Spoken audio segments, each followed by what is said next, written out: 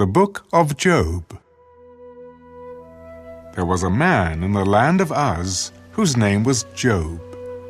And that man was blameless and upright, and one who feared God and shunned evil.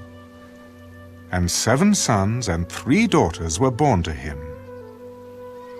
Also, his possessions were 7,000 sheep, 3,000 camels, 500 yoke of oxen, 500 female donkeys, and a very large household, so that this man was the greatest of all the people of the East. And his sons would go and feast in their houses, each on his appointed day, and would send and invite their 3 sisters to eat and drink with them. So it was, when the days of feasting had run their course, that Job would send and sanctify them. And he would rise early in the morning and offer burnt offerings, according to the number of them all. For Job said, "It may be that my sons have sinned and cursed God in their hearts." Thus Job did regularly. Now, there was a day when the sons of God came to present themselves before the Lord, and Satan also came among them. And the Lord said to Satan, "From where do you come?" "From going to and fro on the earth, and from walking back and forth on it." Have you considered my servant Job? That there is none like him on the earth, a blameless and upright man, one who fears God and shuns evil. Does Job fear God for nothing? Have you not made a hedge around him, around his household, and around all that he has on every side? You have blessed the work of his hands, and his possessions have increased in the land. But now, stretch out your hand and touch all that he has, and he will surely curse you to your face. Behold, all that he has is in your power. Only do not lay a hand on his person. So Satan went out from the presence of the Lord. Now there was a day when his sons and daughters were eating and drinking wine in their oldest brother's house, and a messenger came to Job. The oxen were plowing, and the donkeys feeding beside them, when the Sabaeans raided them and took them away. Indeed, they have killed the servants with the edge of the sword, and I alone have escaped to tell you. While he was still speaking, another also came and said, "The fire of God fell from heaven and burned up the sheep and the servants and consumed them. And I alone have escaped to tell you." While he was still speaking, another also came. "The Chaldeans formed 3 bands, raided the camels and took them away. Yes, and killed the servants with the edge of the sword. And I alone have escaped to tell you." While he was still speaking, another also came. "Your sons and daughters were eating and drinking wine in their oldest brother's house, and suddenly a great wind came from across the wilderness and struck the 4 corners of the house, and it fell on the young people, and they are dead. And I alone have escaped to tell you." Then Job arose, tore his robe, and shaved his head, and he fell to the ground and worshipped. Naked I came from my mother's womb, and naked shall I return there. The Lord gave, and the Lord has taken away. Blessed be the name of the Lord. In all this, Job did not sin, nor charge God with wrong.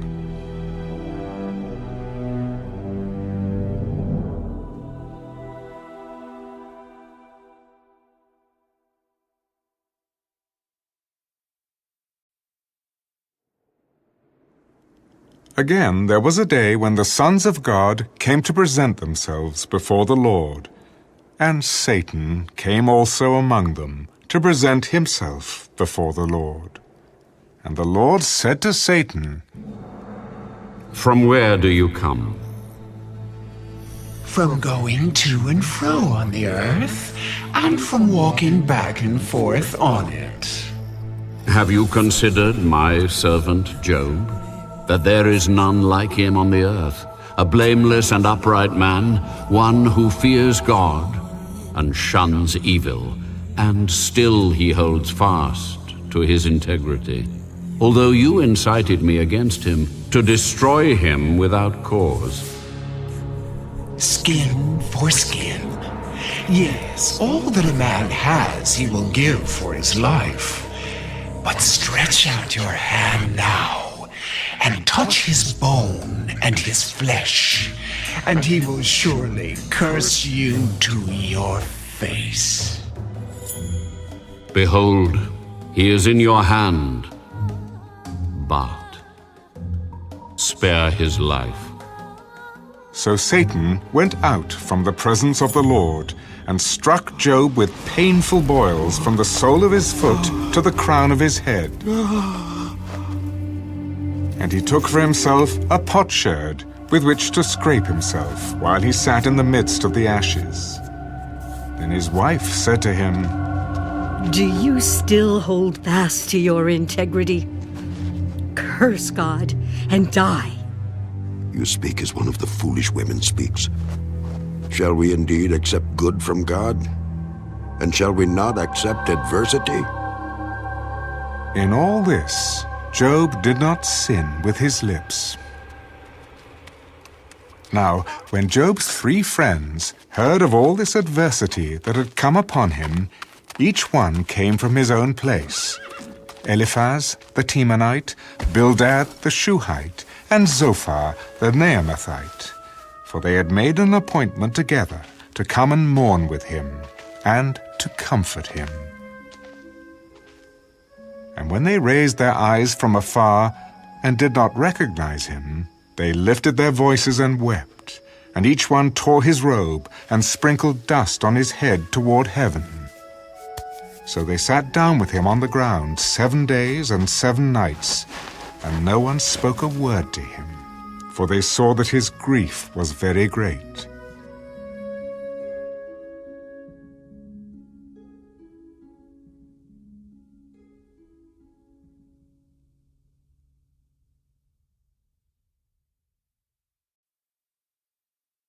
After this, Job opened his mouth and cursed the day of his birth. May the day perish on which I was born, and the night in which it was said, a male child is conceived. May that day be darkness. May God above not seek it, nor the light shine upon it. May darkness and the shadow of death claim it. May a cloud settle on it. May the blackness of the day terrify it. As for that night, may darkness seize it. May it not rejoice among the days of the year. May it not come into the number of the months. Oh, may that night be barren. May no joyful shout come into it. May those curse it who curse the day. Those who are ready to arouse Leviathan, may the stars of its morning be dark. May it look for light but have none, and not see the dawning of the day. Because it did not shut up the doors of my mother's womb, nor hide sorrow from my eyes. Why did I not die at birth? Why did I not perish when I came from the womb? Why did the knees receive me, or why the breasts that I should nurse? For now I would have lain still and been quiet. I would have been asleep. Then I would have been at rest with kings and counselors of the earth who built ruins for themselves, or with princes who had gold, who filled their houses with silver. Or why was I not hidden like a stillborn child, like infants who never saw light? There the wicked cease from troubling, and there the weary are at rest. There the prisoners rest together. They do not hear the voice of the oppressor. The small and great are there, and the servant is free from his master. Why is light given to him who is in misery, and life to the bitter of soul who long for death, but it does not come, and search for it more than hidden treasures? who rejoice exceedingly and are glad when they can find the grave? Why is light given to a man whose way is hidden and whom God has hedged in? For my sighing comes before I eat, and my groanings pour out like water. For the thing I greatly feared has come upon me, and what I dreaded has happened to me. I am not at ease, nor am I quiet.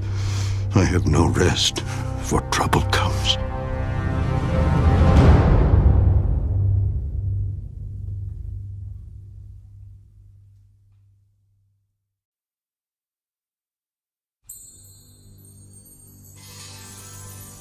Then Eliphaz the Temanite answered, If one attempts a word with you, will you become weary? But who can withhold himself from speaking? Surely you have instructed many, and you have strengthened weak hands. Your words have upheld him who was stumbling, and you have strengthened the feeble knees. But now it comes upon you, and you are weary. It touches you, and you are troubled. Is not your reverence your confidence? And the integrity of your ways your hope? Remember now, who ever perished being innocent? Or where were the upright ever cut off? Even as I have seen, those who plow iniquity and sow trouble reap the same. By the blast of God they perish, and by the breath of his anger they are consumed. The roaring of the lion, the voice of the fierce lion, and the teeth of the young lions are broken. The old lion perishes for lack of prey, and the cubs of the lioness are scattered. Now, a word was secretly brought to me, and my ear received a whisper of it. In disquieting thoughts from the visions of the night, when deep sleep falls on men, fear came upon me, and trembling, which made all my bones shake. Then a spirit passed before my face. The hair on my body stood up. It stood still, but I could not discern its appearance. A form was before my eyes. There was silence. Then I heard a voice saying, Can a mortal be more righteous than God? Can a man be more pure than his Maker?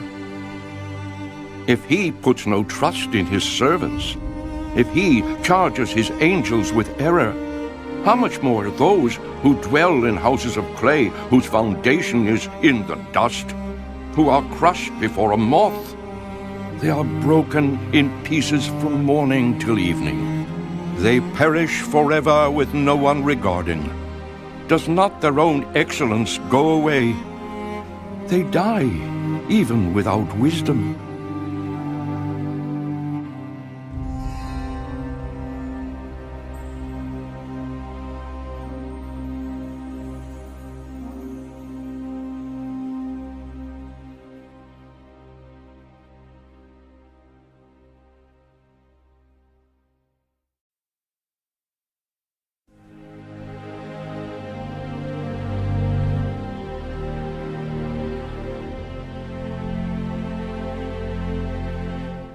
Call out now. Is there anyone who will answer you? And to which of the holy ones will you turn? For wrath kills a foolish man, and envy slays a simple one. I have seen the foolish taking root, but suddenly I cursed his dwelling place. His sons are far from safety. They are crushed in the gate, and there is no deliverer. Because the hungry eat up his harvest, taking it even from the thorns, and a snare snatches their substance. For affliction does not come from the dust, nor does trouble spring from the ground. Yet man is born to trouble, as the sparks fly upward. But as for me, I would seek God, and to God I would commit my cause, who does great things and unsearchable, marvelous things without number. He gives rain on the earth and sends waters on the fields. He sets on high those who are lowly, and those who mourn are lifted to safety. He frustrates the devices of the crafty, so that their hands cannot carry out their plans. He catches the wise in their own craftiness, and the counsel of the cunning comes quickly upon them. They meet with darkness in the daytime, and grope at noontime as in the night. But he saves the needy from the sword, from the mouth of the mighty and from their hand. So the poor have hope, and injustice shuts her mouth. Behold, happy is the man whom God corrects. Therefore do not despise the chastening of the Almighty. For he bruises, but he binds up. He wounds, but his hands make whole. He shall deliver you in 6 troubles. Yes, in 7 no evil shall touch you. In famine he shall redeem you from death, and in war from the power of the sword. You shall be hidden from the scourge of the tongue, and you shall not be afraid of destruction when it comes. You shall laugh at destruction and famine, and you shall not be afraid of the beasts of the earth. For you shall have a covenant with the stones of the field, and the beasts of the field shall be at peace with you. You shall know that your tent is in peace. You shall visit your dwelling and find nothing amiss. You shall also know that your descendants shall be many, and your offspring like the grass of the earth. You shall come to the grave at a full age, as a sheaf of grain ripens in its season.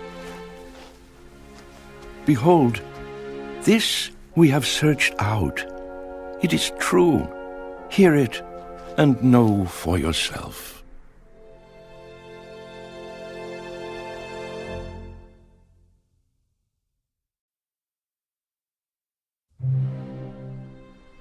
Then Job answered, Oh, that my grief were fully weighed, and my calamity laid with it on the scales. For then it would be heavier than the sand of the sea. Therefore my words have been rash, for the arrows of the Almighty are within me. My spirit drinks in their poison. The terrors of God are arrayed against me. Does the wild donkey bray when it has grass, or does the ox low over its fodder? Can flavorless food be eaten without salt? Or is there any taste in the white of an egg? My soul refuses to touch them. They are as loathsome food to me. Oh, that I might have my request, that God would grant me the thing that I long for, that it would please God to crush me, that he would loose his hand and cut me off. Then I would still have comfort. Though in anguish I would exult. He will not spare, for I have not concealed the words of the Holy One.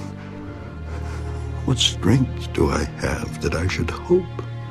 And what is my end that I should prolong my life? Is my strength the strength of stones? Or is my flesh bronze? Is my help not within me? And is success driven from me? To him who is afflicted, kindness should be shown by his friend, even though he forsakes the fear of the Almighty. My brothers have dealt deceitfully like a brook, like the streams of the brooks that pass away, which are dark because of the ice, and into which the snow vanishes. When it is warm, they cease to flow. When it is hot, they vanish from their place. The paths of their way turn aside. They go nowhere and perish. The caverns of Tema, look, the travelers of Sheba, hope for them. They are disappointed because they were confident. They come there and are confused. For now you are nothing. You see terror and are afraid. Did I ever say, bring something to me? Or offer a bribe for me from your wealth? Or deliver me from the enemy's hand? Or redeem me from the hand of oppressors? Teach me, and I will hold my tongue. Cause me to understand wherein I have erred. How forceful are right words. But what does your arguing prove? Do you intend to rebuke my words? And the speeches of a desperate one, which are as wind? Yes, you overwhelm the fatherless and you undermine your friend. Now, therefore, be pleased to look at me, for I would never lie to your face. Yield now. Let there be no injustice. Yes, concede my righteousness still stands. Is there injustice on my tongue? Cannot my taste discern the unsavory?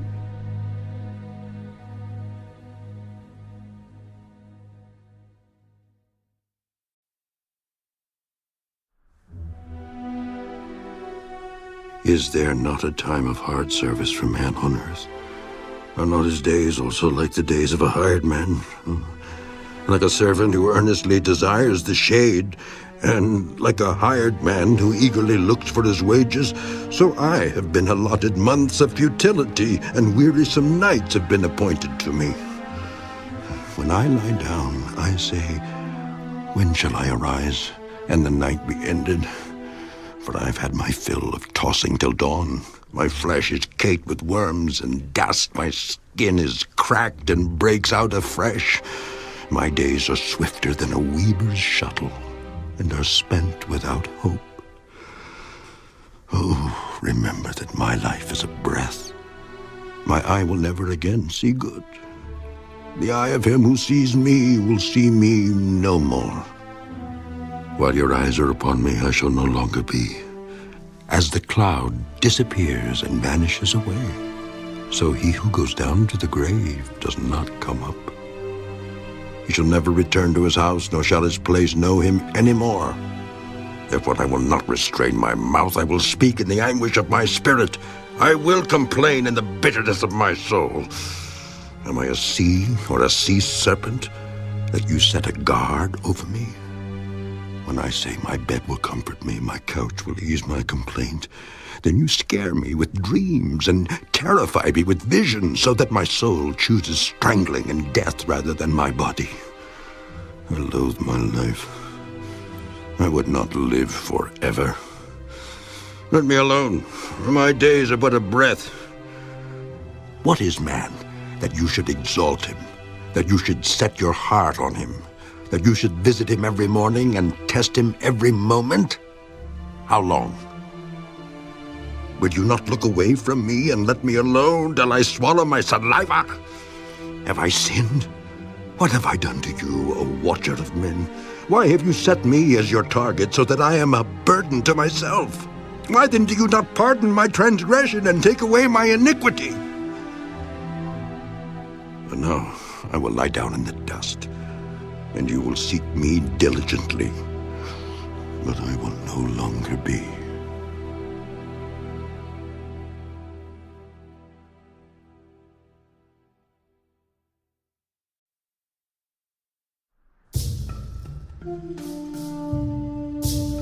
Then Bildad the Shuhite answered, How long will you speak these things, and the words of your mouth be like a strong wind?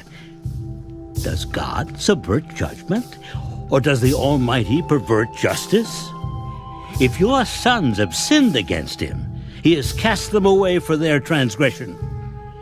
If you would earnestly seek God and make your supplication to the Almighty, if you were pure and upright, surely now he would awake for you and prosper your rightful dwelling place.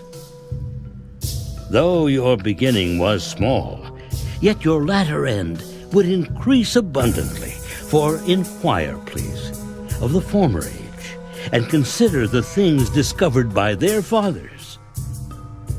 For we were born yesterday, and know nothing, because our days on earth are a shadow. Will they not teach you, and tell you, and utter words from their heart? Can the papyrus grow up without a marsh? Can the reeds flourish without water? While it is yet green and not cut down, it withers before any other plant. So are the paths of all who forget God, and the hope of the hypocrite shall perish, whose confidence shall be cut off, and whose trust is a spider's web. He leans on his house, but it does not stand. He holds it fast, but it does not endure. He grows green in the sun, and his branches spread out in his garden. His roots wrap around the rock heap and look for a place in the stones. If he is destroyed from his place, then it will deny him, saying, I have not seen you. Behold, this is the joy of his way, and out of the earth others will grow. Behold, God will not cast away the blameless, nor will he uphold the evildoers. He will yet fill your mouth with laughing, and your lips with rejoicing. Those who hate you will be clothed with shame, and the dwelling place of the wicked will come to nothing.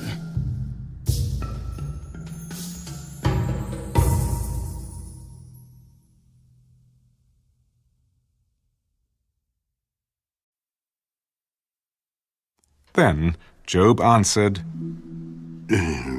Truly, I know it is so, but how can a man be righteous before God?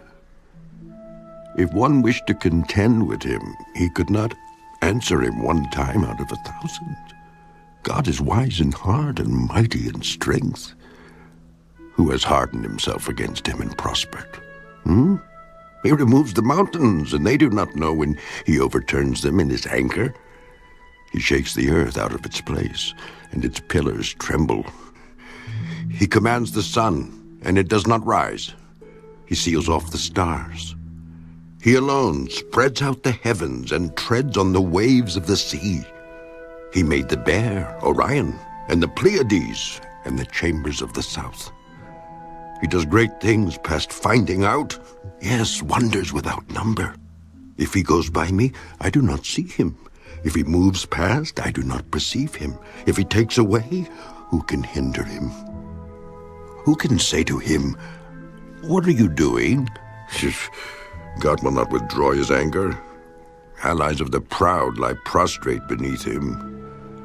How then can I answer him and choose my words to reason with him? For though I were righteous, I could not answer him. I would beg mercy of my judge.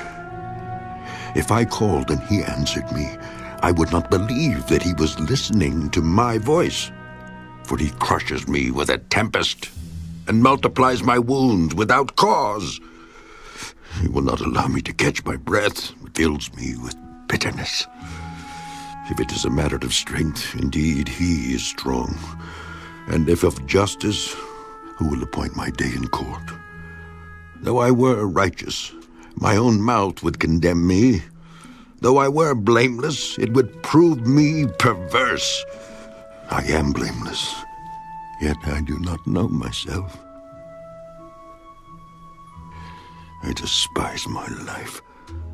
It is all one thing. Therefore I say, he destroys the blameless and the wicked. If the scourge slays suddenly, he laughs at the plight of the innocent. The earth is given into the hand of the wicked. He covers the faces of its judges. If it is not he, who else could it be? Now my days are swifter than a runner. They flee away. They see no good. They pass by like swift ships, like an eagle swooping on its prey. If I say, I will forget my complaint, I will put off my sad face and wear a smile. I am afraid of all my sufferings. I know that you will not hold me innocent. If I am condemned, why then do I labor in vain? If I wash myself with snow water and cleanse my hands with soap, yet you will plunge me into the pit, and my own clothes will abhor me. For he is not a man as I am, that I may answer him, and that we should go to court together. Nor is there any mediator between us who may lay his hand on us both.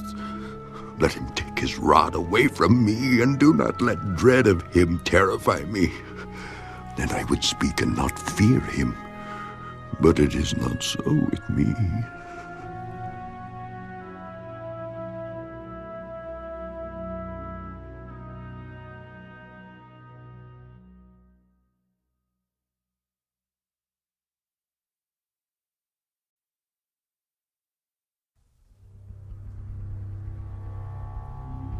My soul loathes my life.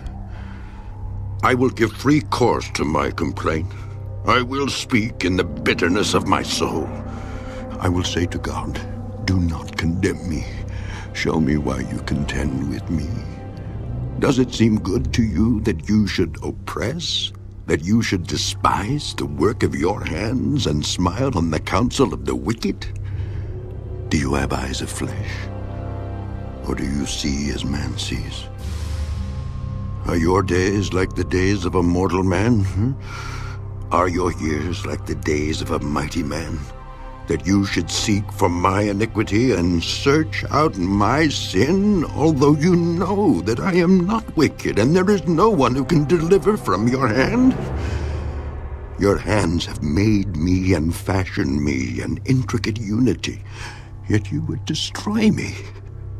Remember, I pray, that you have made me like clay, and will you turn me into dust again?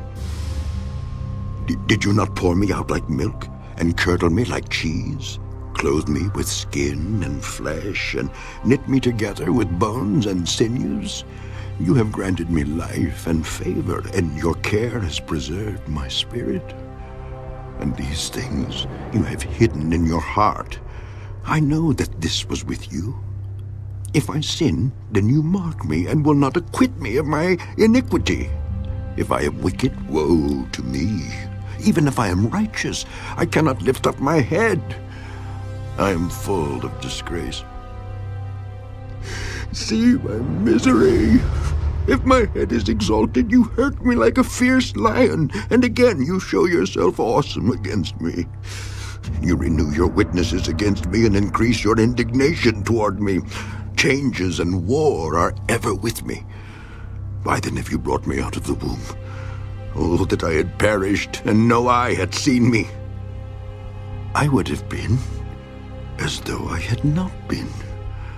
I would have been carried from the womb to the grave. Are not my days few? Cease. Leave me alone, that I may take a little comfort before I go to the place from which I shall not return, to the land of darkness and the shadow of death. A land as dark as darkness itself, as the shadow of death, without any order, where even the light is like darkness.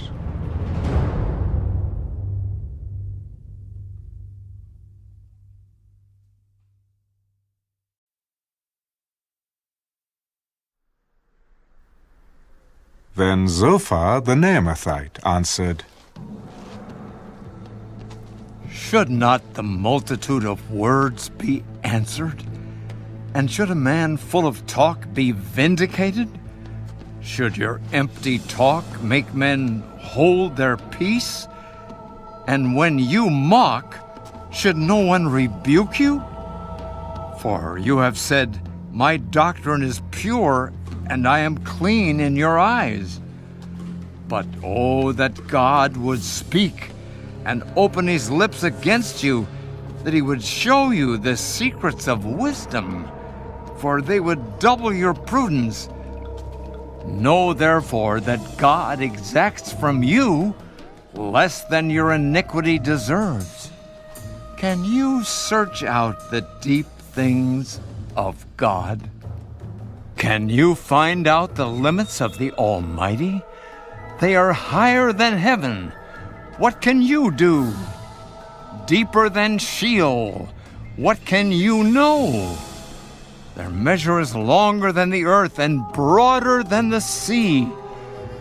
If he passes by, imprisons, and gathers to judgment, then who can hinder him? For he knows deceitful men. He sees wickedness also. Will he not then consider it? For an empty-headed man will be wise when a wild donkey's colt is born a man. If you would prepare your heart and stretch out your hands toward him, if iniquity were in your hand, and you put it far away, and would not let wickedness dwell in your tents, then surely you could lift up your face without spot. Yes, you could be steadfast and not fear, because you would forget your misery and remember it as waters that have passed away, and your life would be brighter than noonday. Though you were dark, you would be like the morning, and you would be secure because there is hope. Yes, you would dig around you and take your rest in safety. You would also lie down, and no one would make you afraid. Yes, many would court your favor, but the eyes of the wicked will fail, and they shall not escape. And their hope, loss of life.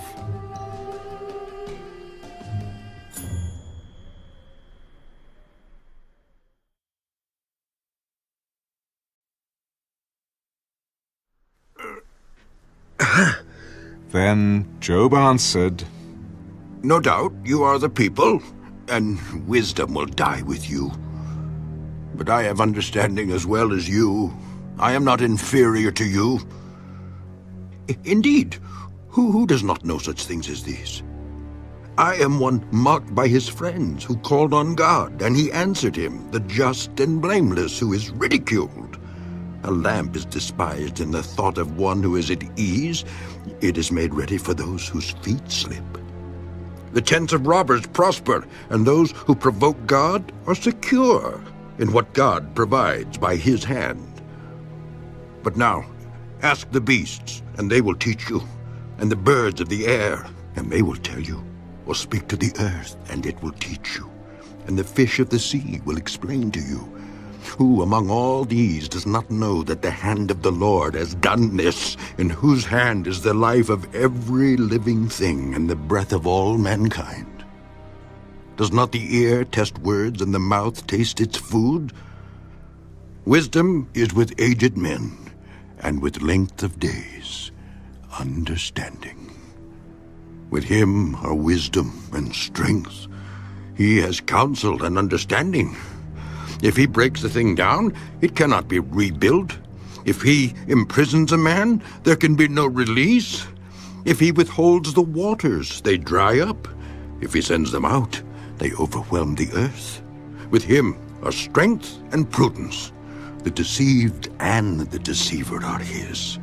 He leads counselors away plundered and makes fools of the judges. He loosens the bonds of kings and binds their waist with a belt. He leads princes away plundered and overthrows the mighty. He deprives the trusted ones of speech and takes away the discernment of the elders. He pours contempt on princes and disarms the mighty. He uncovers deep things out of darkness and brings the shadow of death to light. He makes nations great and destroys them. He enlarges nations and guides them. He takes away the understanding of the chiefs of the people of the earth and makes them wander in a pathless wilderness. They grope in the dark without light, and he makes them stagger like a drunken man.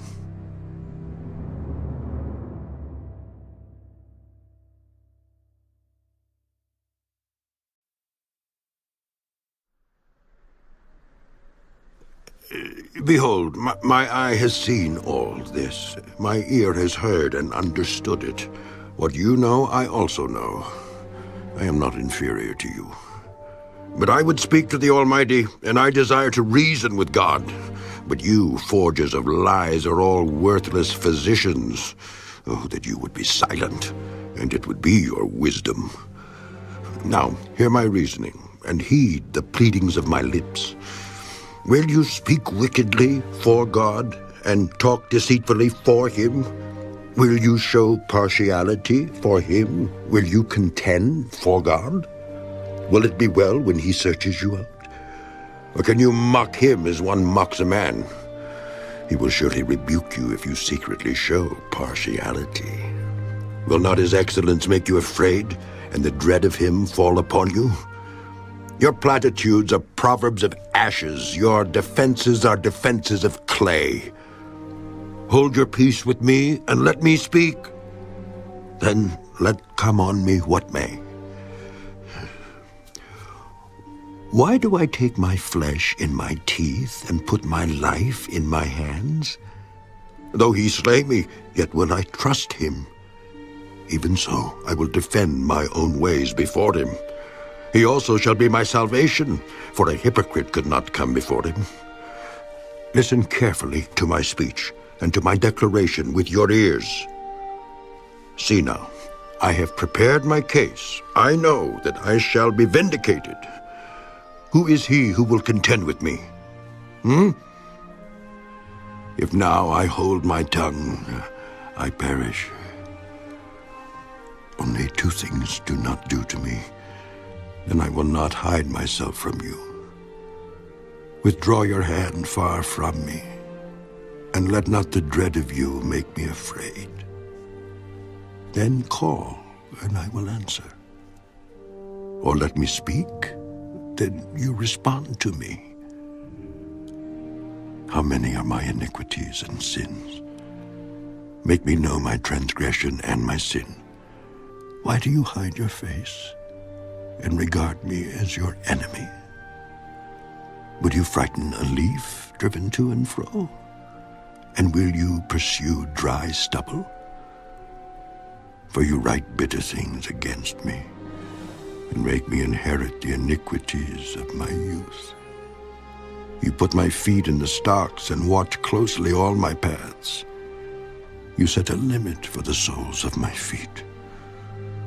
Man decays like a rotten thing, like a garment that is moth-eaten.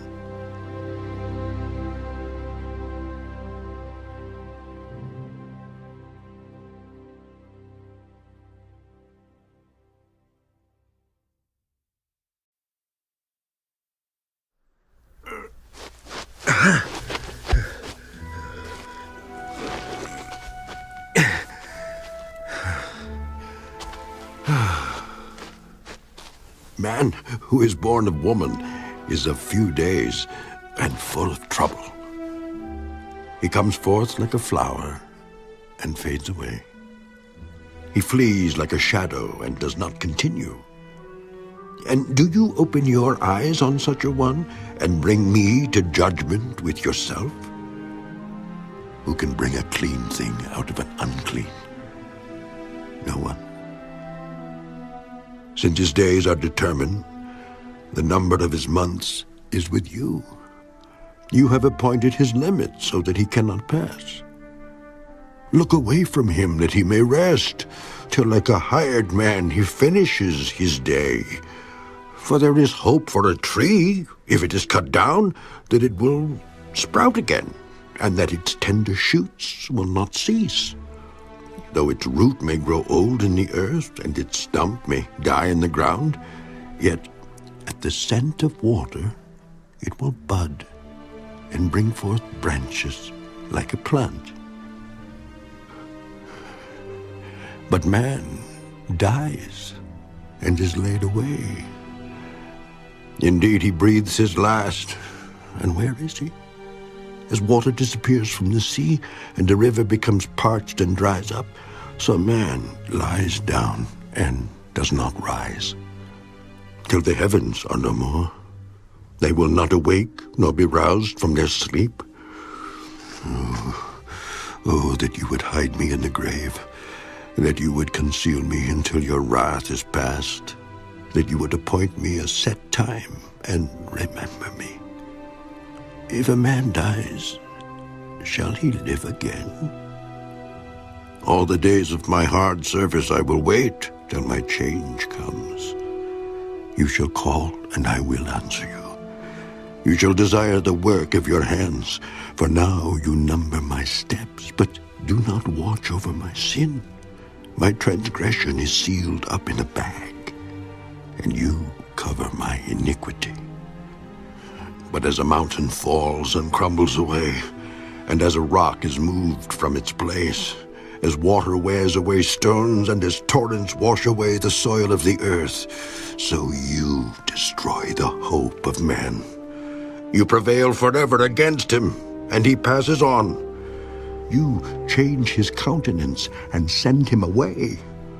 His sons come to honor, and he does not know it. They are brought low, and he does not perceive it. But his flesh will be in pain over it, and his soul will mourn over it.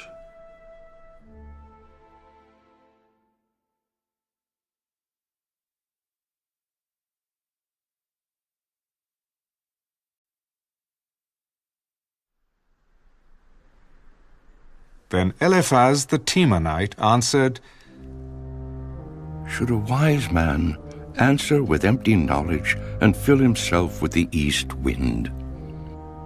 Should he reason with unprofitable talk, or by speeches with which he can do no good?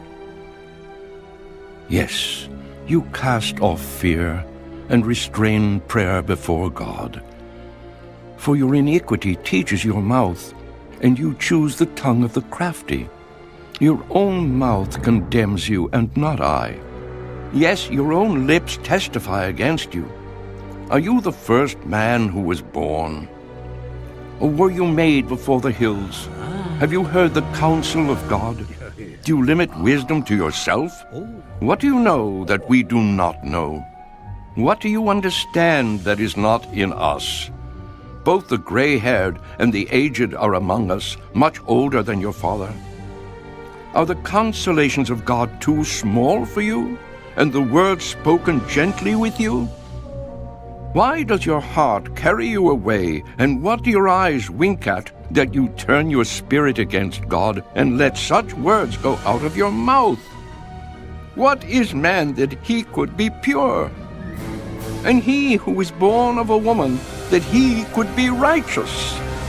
If God puts no trust in his saints, and the heavens are not pure in his sight, how much less man, who is abominable and filthy, who drinks iniquity like water? I will tell you, hear me. What I have seen, I will declare. What wise men have told, not hiding anything received from their fathers, to whom alone the land was given, and no alien passed among them. The wicked man writhes with pain all his days, and the number of years is hidden from the oppressor. Dreadful sounds are in his ears. In prosperity the destroyer comes upon him.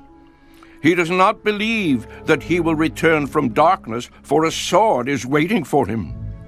He wanders about for bread, saying, Where is it?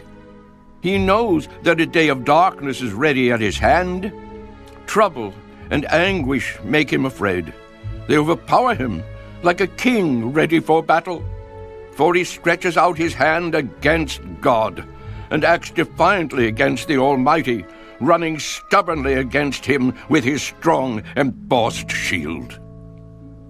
Though he has covered his face with his fatness, and made his waist heavy with fat, he dwells in desolate cities, in houses which no one inhabits, which are destined to become ruins. He will not be rich, nor will his wealth continue, nor will his possessions overspread the earth.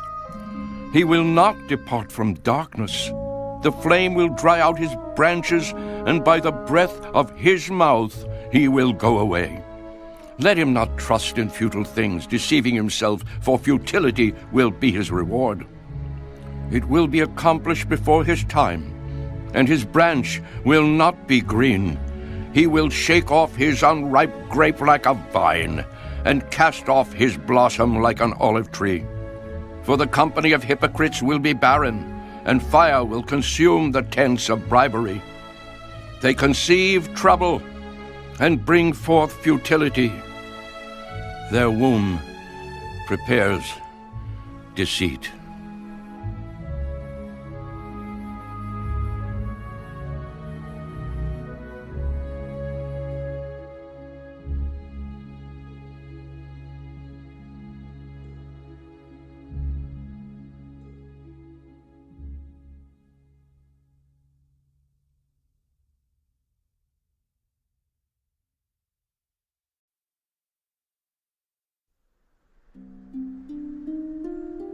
Then Job answered,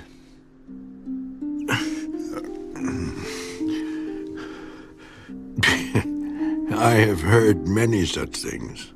Miserable comforters are you all. Shall words of wind have an end? Or what provokes you that you answer? I also could speak as you do, if your soul were in my soul's place. I could heap up words against you and shake my head at you, but I would strengthen you with my mouth, and the comfort of my lips would relieve your grief. Though I speak, my grief is not relieved. And if I remain silent, how am I eased? But now he has worn me out. You have made desolate all my company. You have shriveled me up, and it is a witness against me. My leanness rises up against me and bears witness to my face. He tears me in his wrath and hates me. He gnashes at me with his teeth. My adversary sharpens his gaze on me. They gape at me with their mouth. They strike me reproachfully on the cheek. They gather together against me. God has delivered me to the ungodly and turned me over to the hands of the wicked. I was at ease, but he has shattered me. He also has taken me by my neck and shaken me to pieces. He has set me up for his target. His archers surround me. He pierces my heart and does not pity. He pours out my gall on the ground. He breaks me with wound upon wound. He runs at me like a warrior. I have sewn sackcloth over my skin and laid my head in the dust. My face is flushed from weeping, and on my eyelids is the shadow of death. Although no violence is in my hands, and my prayer is pure. O earth, do not cover my blood, and let my cry have no resting place. Surely even now my witness is in heaven, and my evidence is on high. My friends scorn me. My eyes pour out tears to God. Oh, that one might plead for a man with God, as a man pleads for his neighbor. For when a few years are finished, I shall go the way of no return.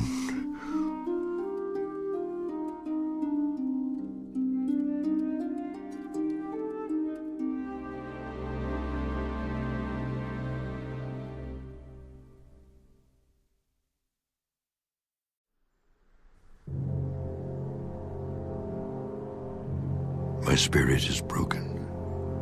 My days are extinguished. The grave is ready for me. Are not mockers with me? And does not my eye dwell on their provocation? Now put down a pledge for me with yourself. Who is he who will shake hands with me? For you have hidden their heart from understanding. Therefore you will not exalt them. He who speaks flattery to his friends, even the eyes of his children will fail. But he has made me a byword of the people, and I have become one in whose face men spit. My eye has also grown dim because of sorrow, and all my members are like shadows.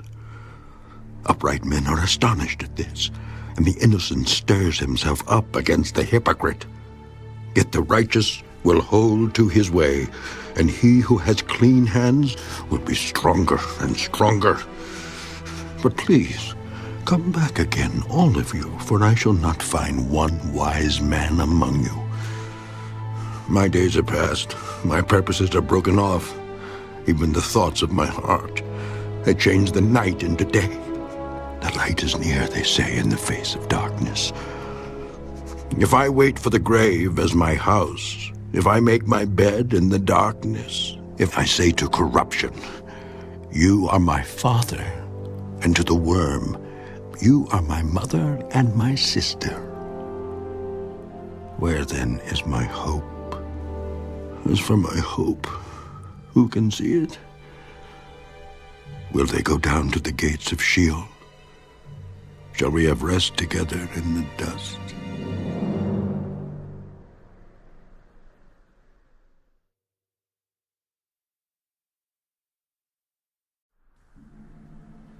Then Bildad the Shuhite answered, How long till you put an end to words?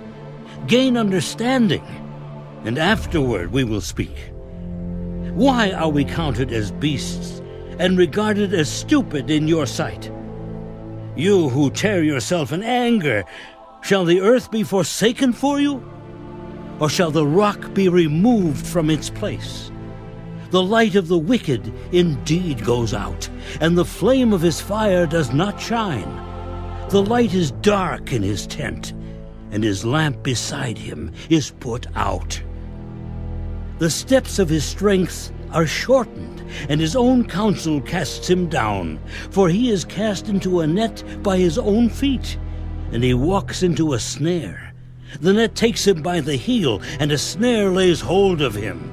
A noose is hidden for him on the ground, and a trap for him in the road. Terrors frighten him on every side, and drive him to his feet. His strength is starved, and destruction is ready at his side. It devours patches of his skin. The firstborn of death devours his limbs. He is uprooted from the shelter of his tent, and they parade him before the king of terrors. They dwell in his tent who are none of his. Brimstone is scattered on his dwelling. His roots are dried out below, and his branch withers above.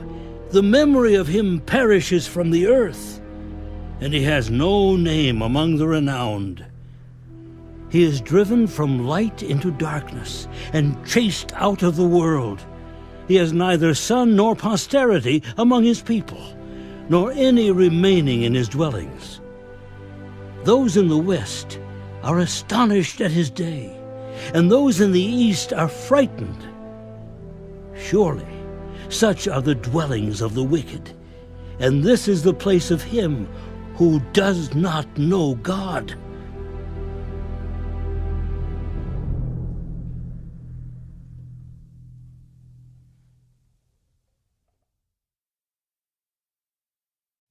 Then Job answered, How long will you torment my soul and break me in pieces with words?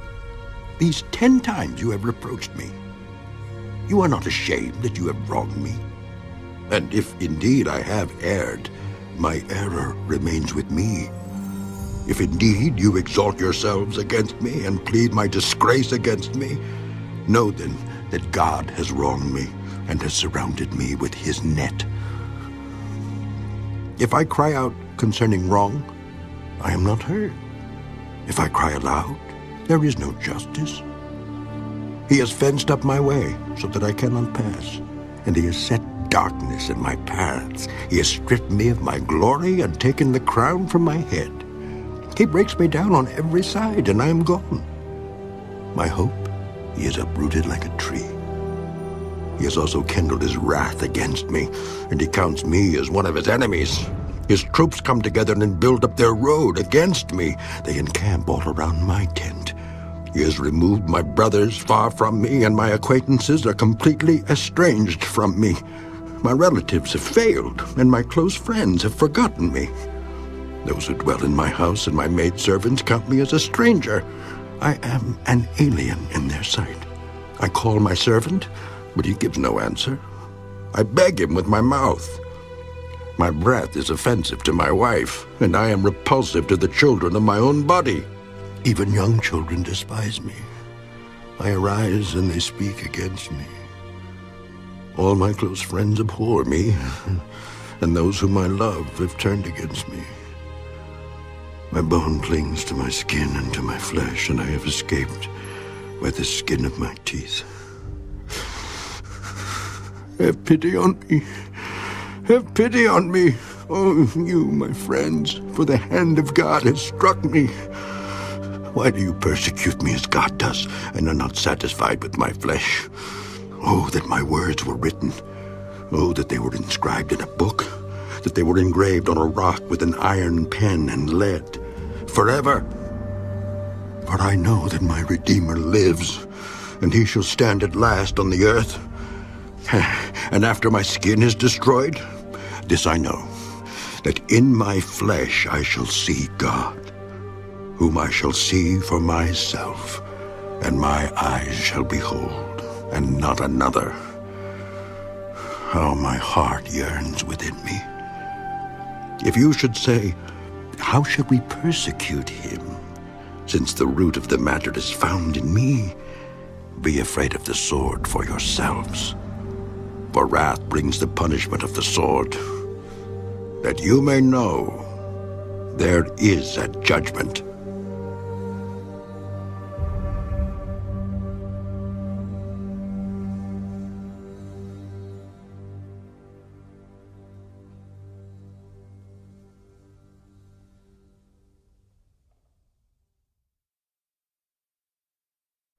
Then Zophar the Naamathite answered, Therefore, my anxious thoughts make me answer, because of the turmoil within me.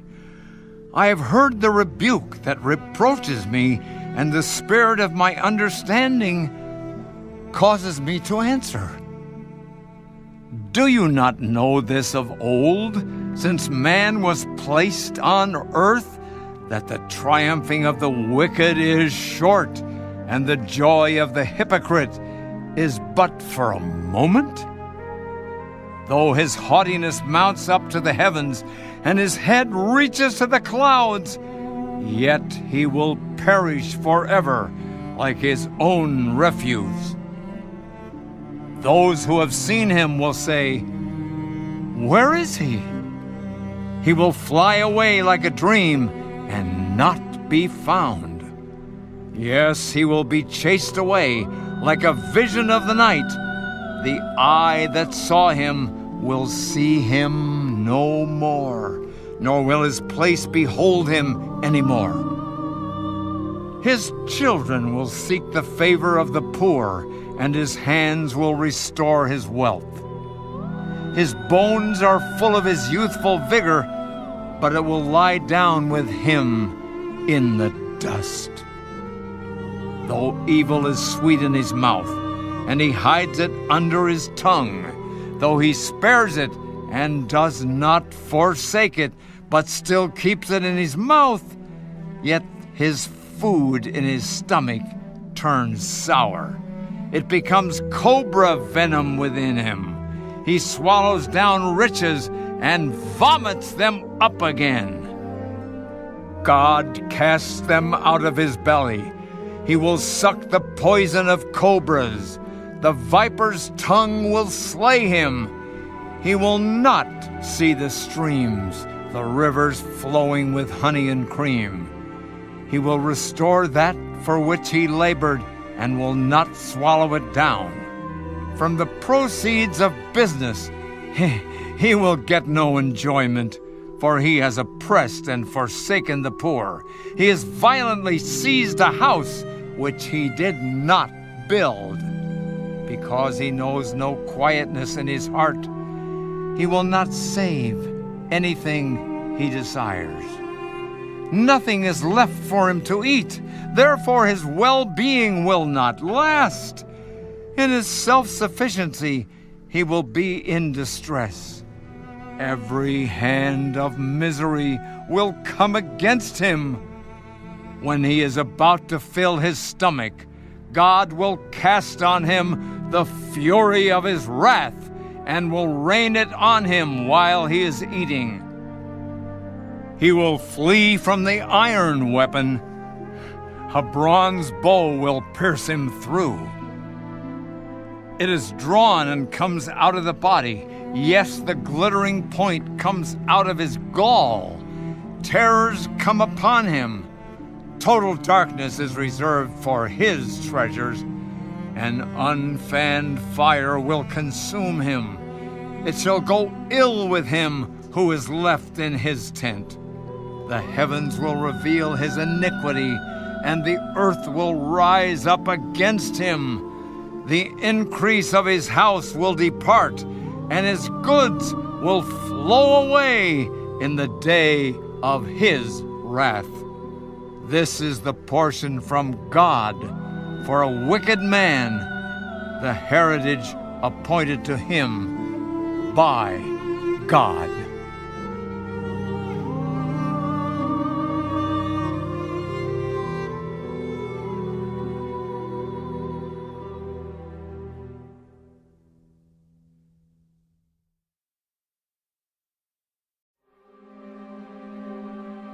Then Job answered, Listen carefully to my speech, and let this be your consolation. Bear with me that I may speak, and after I have spoken, keep mocking. As for me, is my complaint against man? And if it were, why should I not be impatient?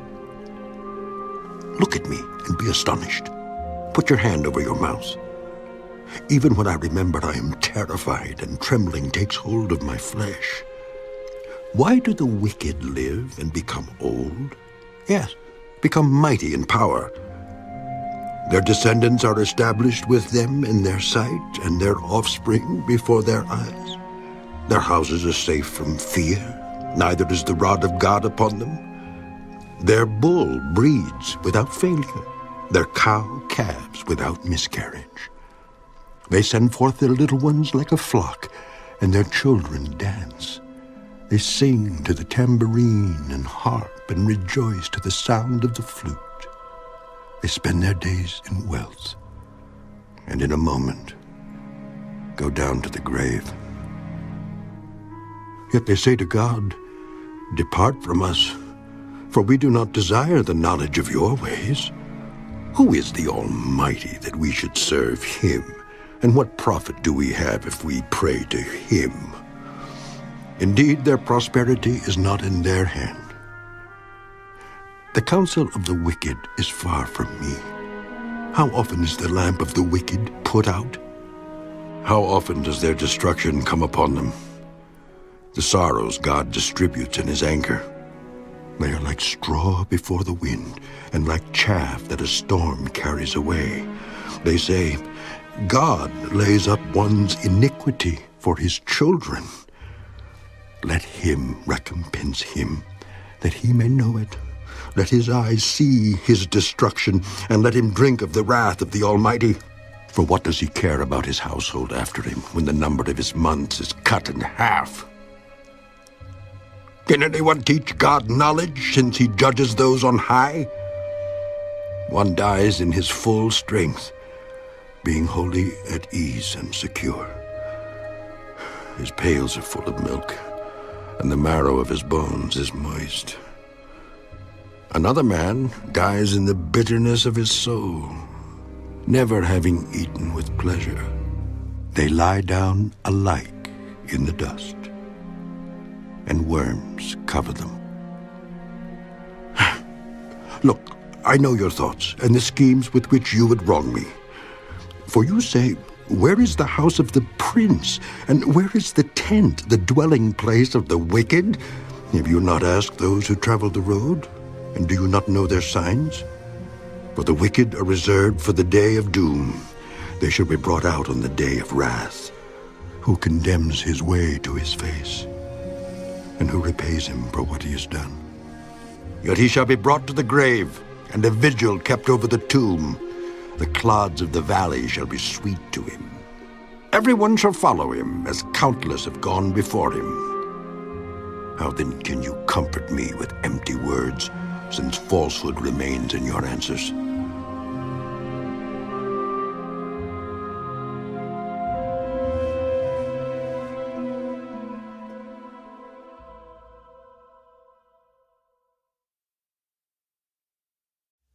Then Eliphaz the Temanite answered, Can a man be profitable to God, though he who is wise may be profitable to himself?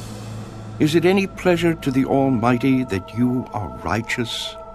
Or is it gain to him that you make your ways blameless?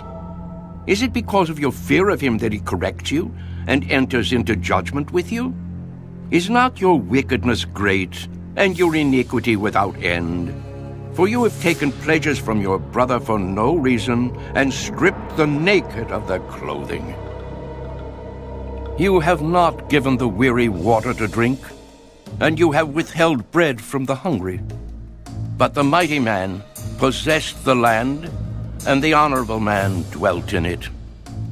You have sent widows away empty, and the strength of the fatherless was crushed.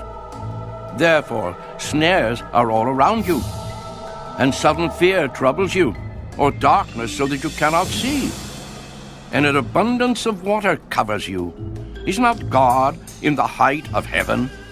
And see the highest stars, how lofty they are. And you say, What does God know? Can he judge through the deep darkness? Thick clouds cover him, so that he cannot see, and he walks above the circle of heaven. Will you keep to the old way which wicked men have trod, who were cut down before their time, whose foundations were swept away by a flood? They said to God, Depart from us. What can the Almighty do to them? Yet he filled their houses with good things, but the counsel of the wicked is far from me.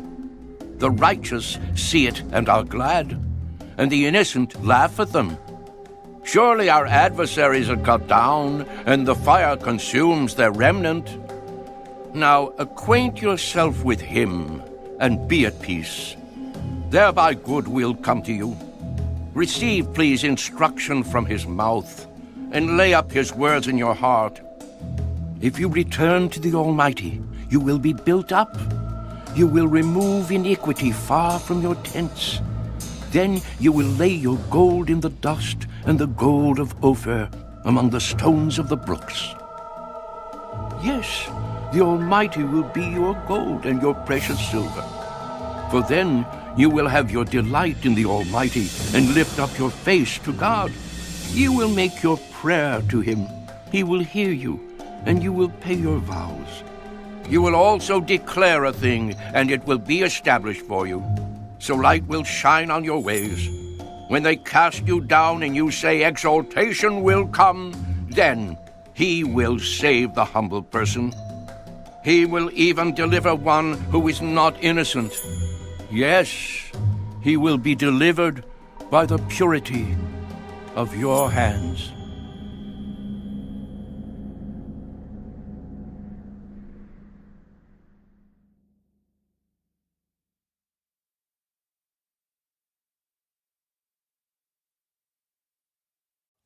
Then Job answered,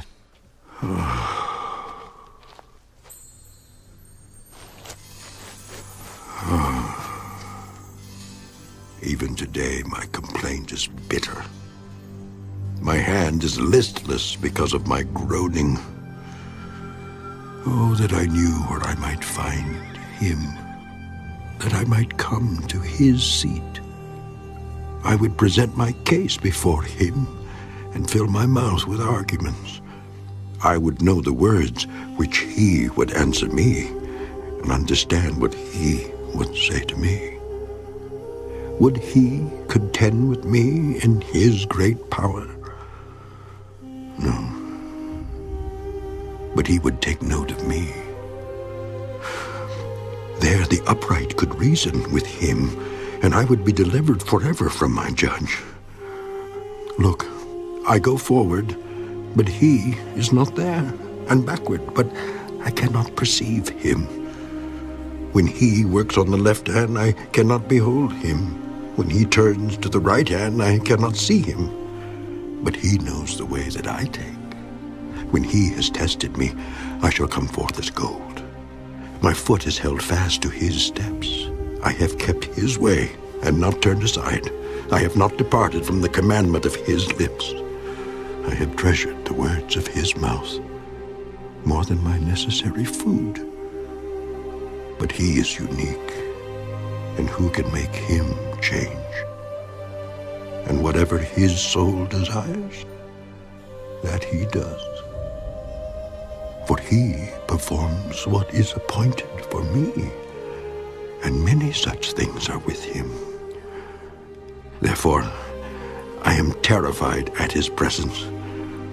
When I consider this, I am afraid of him. For God made my heart weak, and the Almighty terrifies me. Because I was not cut off from the presence of darkness, and he did not hide deep darkness from my face.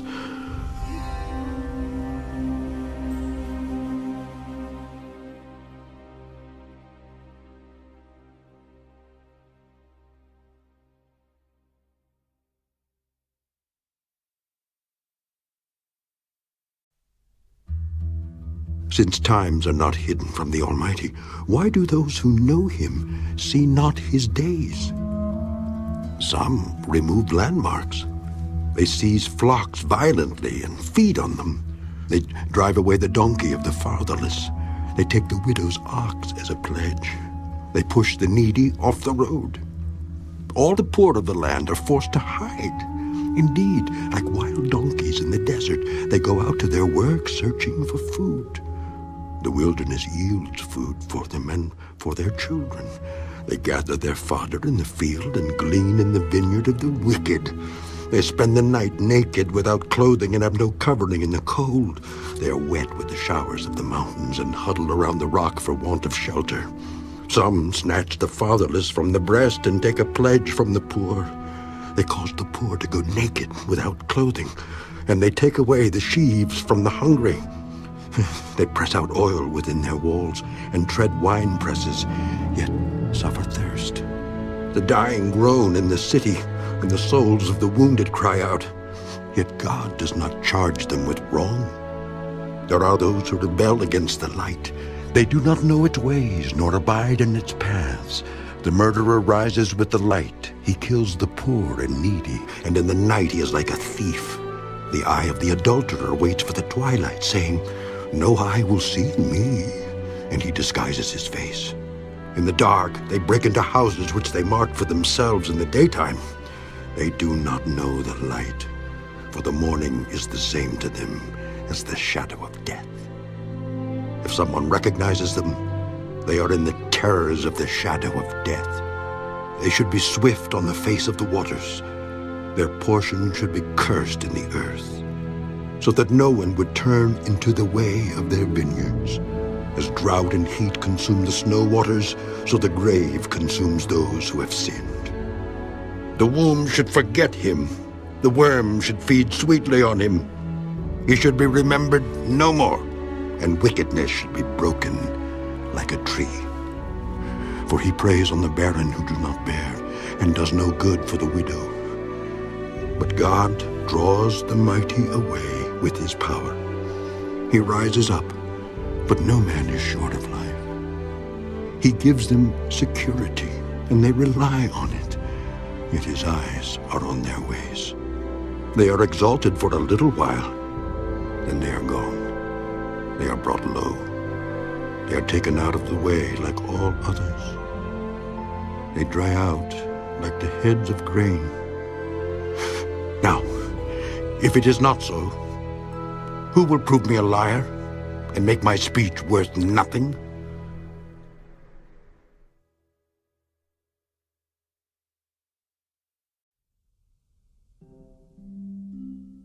Then Bildad the Shuhite answered, Dominion and fear belong to him. He makes peace in his high places. Is there any number to his armies? Upon whom does his light not rise? How then can man be righteous before God? Or how can he be pure who is born of a woman? If even the moon does not shine, and the stars are not pure in his sight, how much less man who is a maggot, and a son of man who is a worm?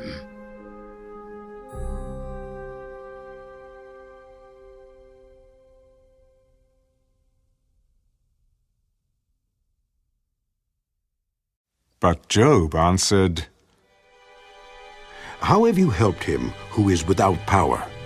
How have you saved the arm that has no strength?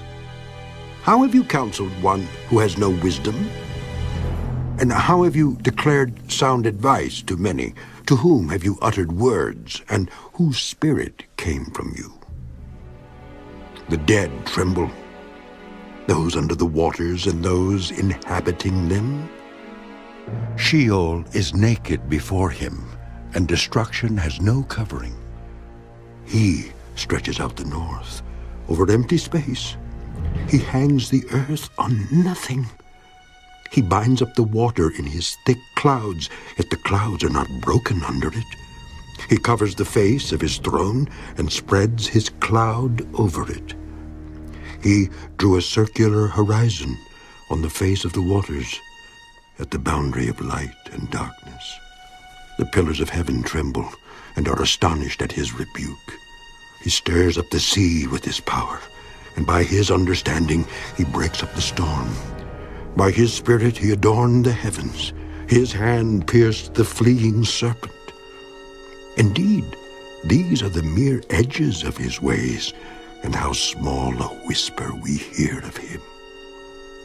But the thunder of his power, who can understand?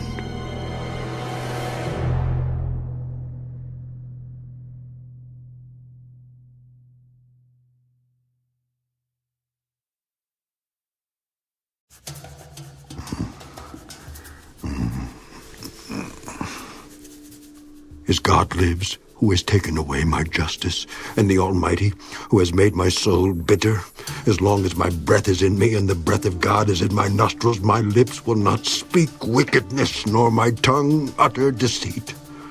Far be it from me that I should say you are right. Till I die, I will not put away my integrity from me. My righteousness I hold fast, and will not let it go.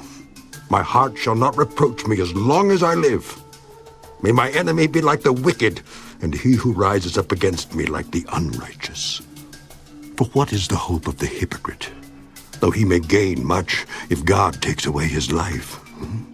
Will God hear his cry when trouble comes upon him? Will he delight himself in the Almighty? Will he always call on God? I will teach you about the hand of God. What is with the Almighty, I will not conceal. Surely all of you have seen it. Why then do you behave with complete nonsense? This is the portion of a wicked man with God, and the heritage of oppressors received from the Almighty. If his children are multiplied, it is for the sword, and his offspring shall not be satisfied with bread. Those who survive him shall be buried in death, and their widows shall not weep, though he heaps up silver like dust and piles up clothing like clay. He may pile it up, but the just will wear it, and the innocent will divide the silver. He builds his house like a moth, like a booth which a watchman makes. The rich man will lie down, but not be gathered up. He opens his eyes, and he is no more. Terrors overtake him like a flood. A tempest steals him away in the night.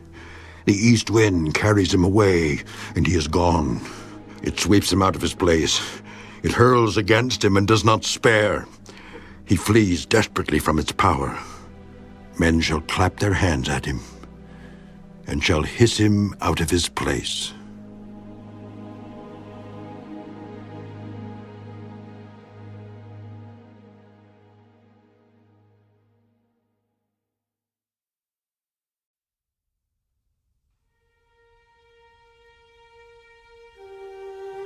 Surely there is a mine for silver, and a place where gold is refined.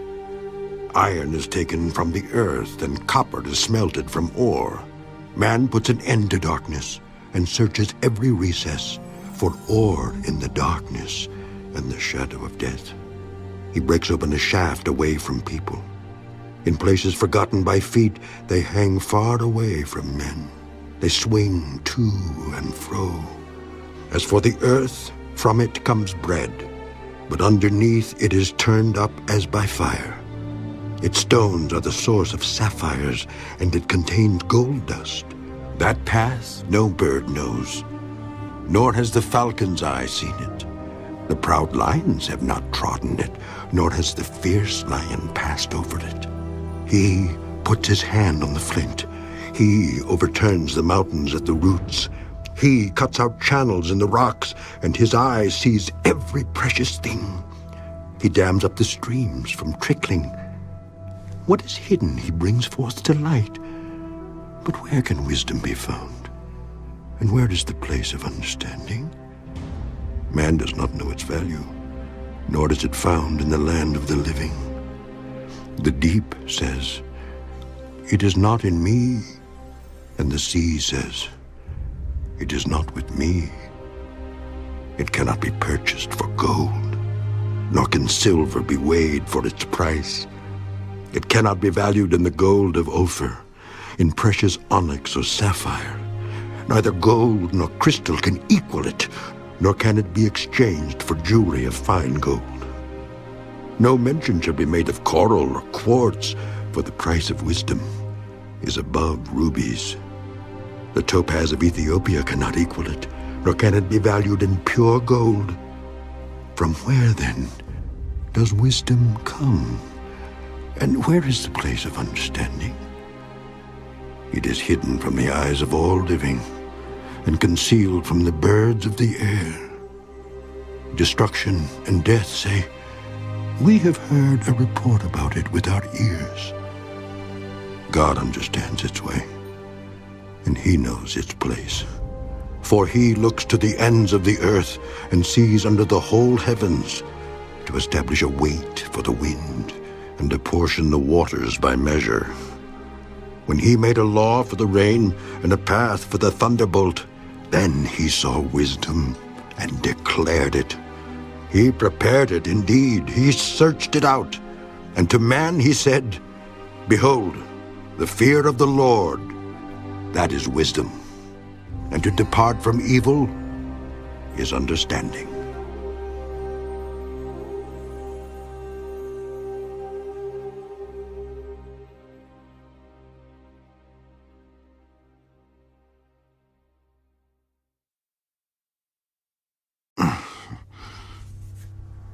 Oh, that I were as in months past, as in the days when God watched over me, when his lamp shone upon my head, and when by his light I walked through darkness, just as I was in the days of my prime, when the friendly counsel of God was over my tent, when the Almighty was yet with me, when my children were around me, when my steps were bathed with cream and the rock poured out rivers of oil for me, when I went out to the gate by the city, when I took my seat in the open square, the young men saw me and hid, and the aged arose and stood.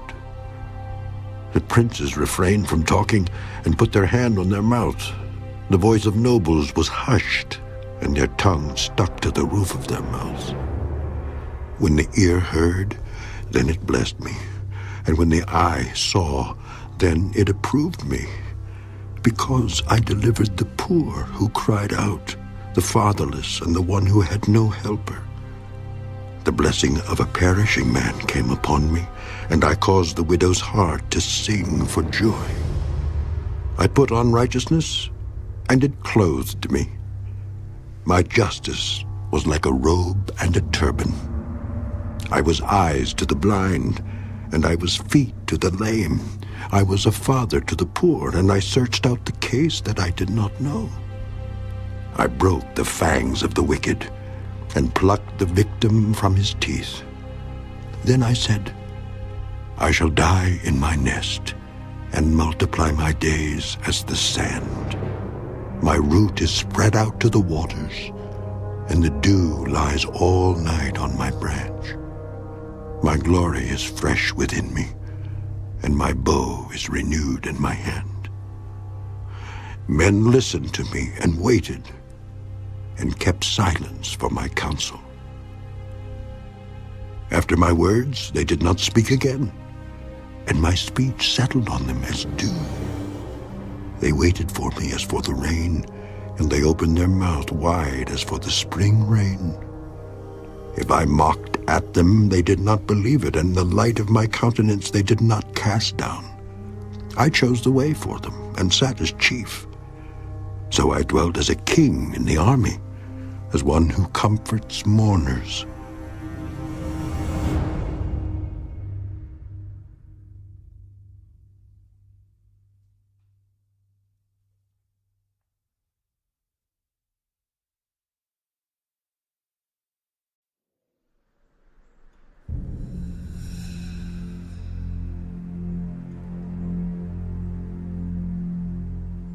But now they mock at me, men younger than I, whose fathers I disdain to put with the dogs of my flock. Indeed, what profit is the strength of their hands to me?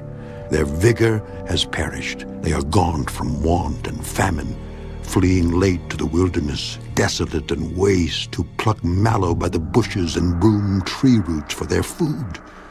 They were driven out from among men. They shouted at them as at a thief. They had to live in the clefts of the valleys, in caves of the earth and the rocks. Among the bushes they brayed, under the nettles they nestled. They were sons of fools, yes, sons of vile men. They were scourged from the land.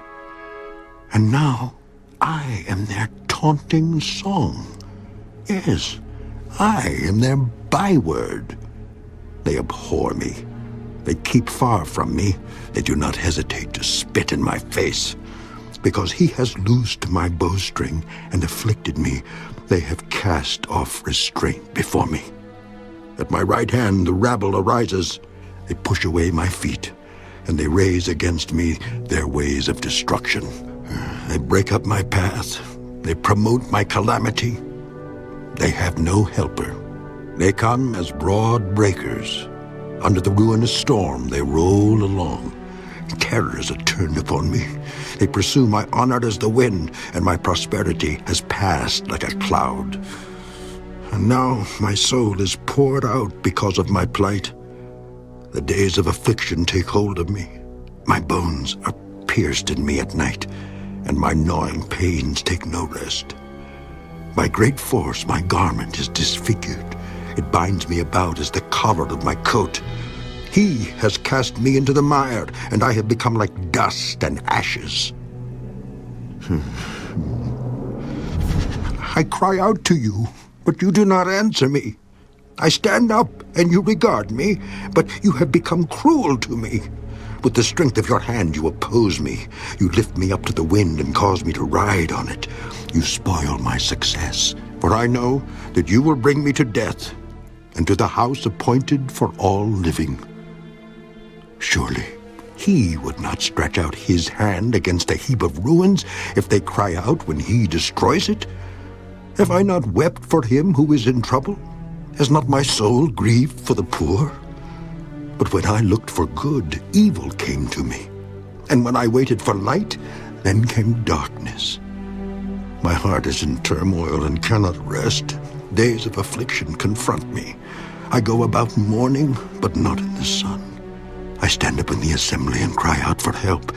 I am a brother of jackals and a companion of ostriches. My skin grows black and falls from me. My bones burn with fever. My harp is turned to mourning, and my flute to the voice of those who weep.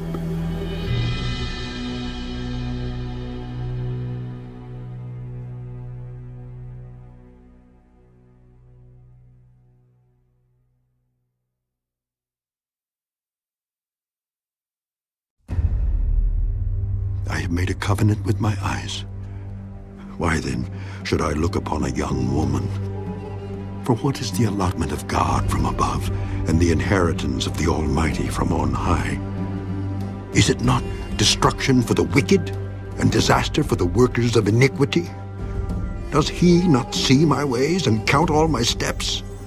If I have walked with falsehood, or if my foot has hastened to deceit, let me be weighed on honest scales, that God may know my integrity. If my step is turned from the way, or my heart walked after my eyes, or if any spot adheres to my hands, then let me sow and another eat. Yes, let my harvest be rooted out. If my heart has been enticed by a woman, or if I have lurked at my neighbor's door, then let my wife grind for another, and let others bow down over her, for that would be wickedness. Yes, it would be iniquity deserving of judgment, for that would be a fire that consumes to destruction, and would root out all my increase. If I have despised the cause of my male or female servant when they complained against me, what then shall I do when God rises up? When he punishes, how shall I answer him? Did not he who made me in the womb make them? Did not the same one fashion us in the womb? If I have kept the poor from their desire, or caused the eyes of the widow to fail, or eaten my morsel by myself, so that the fatherless could not eat of it, but from my youth I reared him as a father, and from my mother's womb I guided the widow. If I have seen anyone perish for lack of clothing, or any poor man without covering, if his heart has not blessed me, and if he was not warmed with the fleece of my sheep, if I have raised my hand against the fatherless when I saw I had help in the gate, then let my arm fall from my shoulder. Let my arm be torn from the socket. For destruction from God is a terror to me, and because of his magnificence, I cannot endure. If I have made gold my hope, or said to find gold, you are my confidence. If I have rejoiced because my wealth was great and because my hand had gained much? If I have observed the sun when it shines, or the moon moving in brightness, so that my heart has been secretly enticed and my mouth has kissed my hand, this also would be an iniquity deserving of judgment, for I would have denied God who is above. If I have rejoiced at the destruction of him who hated me, or lifted myself up when evil found him, indeed I have not allowed my mouth to sin by asking for a curse on his soul. If the men of my tent have not said, "Who is there that has not been satisfied with his meat?" But no sojourner had to lodge in the street, for I have opened my doors to the traveler. If I have covered my transgressions as Adam by hiding my iniquity in my bosom, because I feared the great multitude and dreaded the contempt of families, so that I kept silence and did not go out of the door, oh, that I had one to hear me. Here is my mark. Oh, that the Almighty would answer me, that my prosecutor had written a book. Surely I would carry it on my shoulder and bind it on me like a crown. I would declare to him the number of my steps. Like a prince I would approach him. If my land cries out against me and its furrows weep together, if I have eaten its fruit without money or caused its owners to lose their lives, then let thistles grow instead of wheat and weeds instead of barley. The words of Job are ended.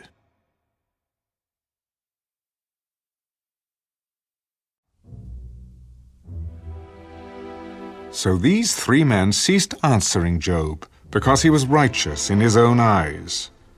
Then the wrath of Elihu, the son of Barachel the Buzite, of the family of Ram, was aroused against Job. His wrath was aroused because he justified himself rather than God. Also, against his 3 friends his wrath was aroused, because they had found no answer, and yet had condemned Job.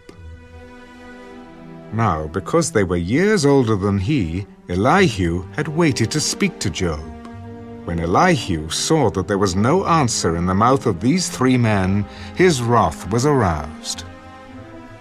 So Elihu, the son of Barachel the Buzite, answered, I am young in years, and you are very old. Therefore I was afraid and dared not declare my opinion to you. I said, age should speak, and multitude of years should teach wisdom. But there is a spirit in man, and the breath of the Almighty gives him understanding. Great men are not always wise, nor do the aged always understand justice. Therefore I say, listen to me, I also will declare my opinion. Indeed, I waited for your words. I listened to your reasonings while you searched out what to say. I paid close attention to you.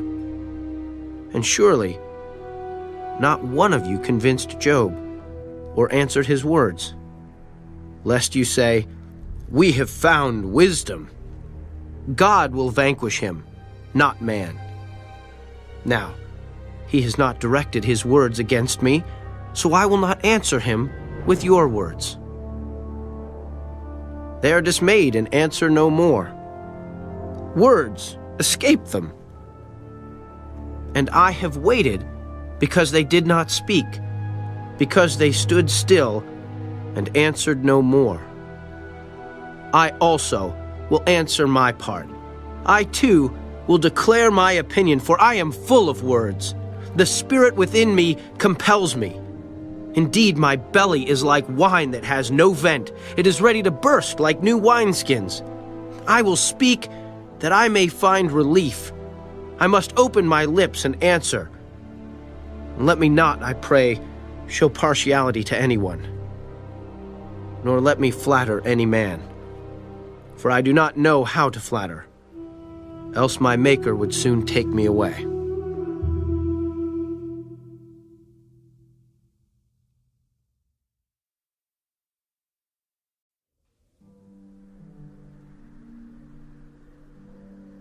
But please, Job, hear my speech and listen to all my words. Now I open my mouth. My tongue speaks in my mouth. My words come from my upright heart.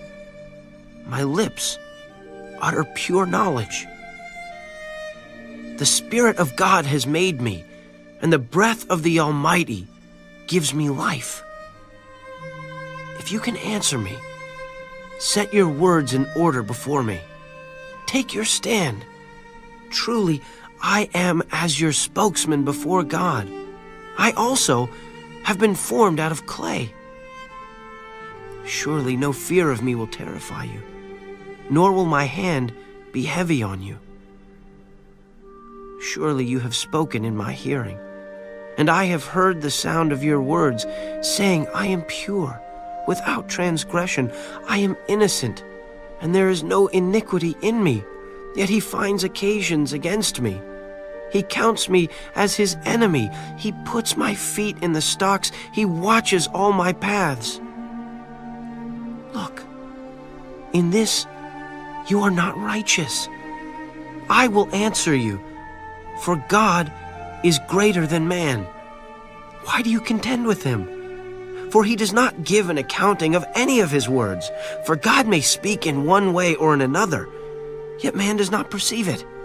In a dream, in a vision of the night, when deep sleep falls upon men while slumbering on their beds, then he opens the ears of men and seals their instruction. In order to turn man from his deed and conceal pride from man, he keeps back his soul from the pit and his life from perishing by the sword. Man is also chastened with pain on his bed and with strong pain in many of his bones, so that his life abhors bread and his soul succulent food. His flesh wastes away from sight, and his bones stick out, which once were not seen. Yes, his soul draws near the pit, and his life to the executioners. If there is a messenger for him, a mediator, one among 1,000 to show man his uprightness, then he is gracious to him and says, deliver him from going down to the pit. I have found a ransom. His flesh shall be young like a child's. He shall return to the days of his youth. He shall pray to God, and he will delight in him. He shall see his face with joy, for he restores to man his righteousness. Then he looks at men and says, I have sinned and perverted what was right, and it did not profit me. He will redeem his soul from going down to the pit, and his life shall see the light. Behold, God works all these things, twice, in fact 3 times with a man, to bring back his soul from the pit, that he may be enlightened with the light of life. Give ear, Job. Listen to me. Hold your peace, and I will speak. If you have anything to say, answer me. Speak, for I desire to justify you. If not, listen to me. Hold your peace, and I will teach you wisdom.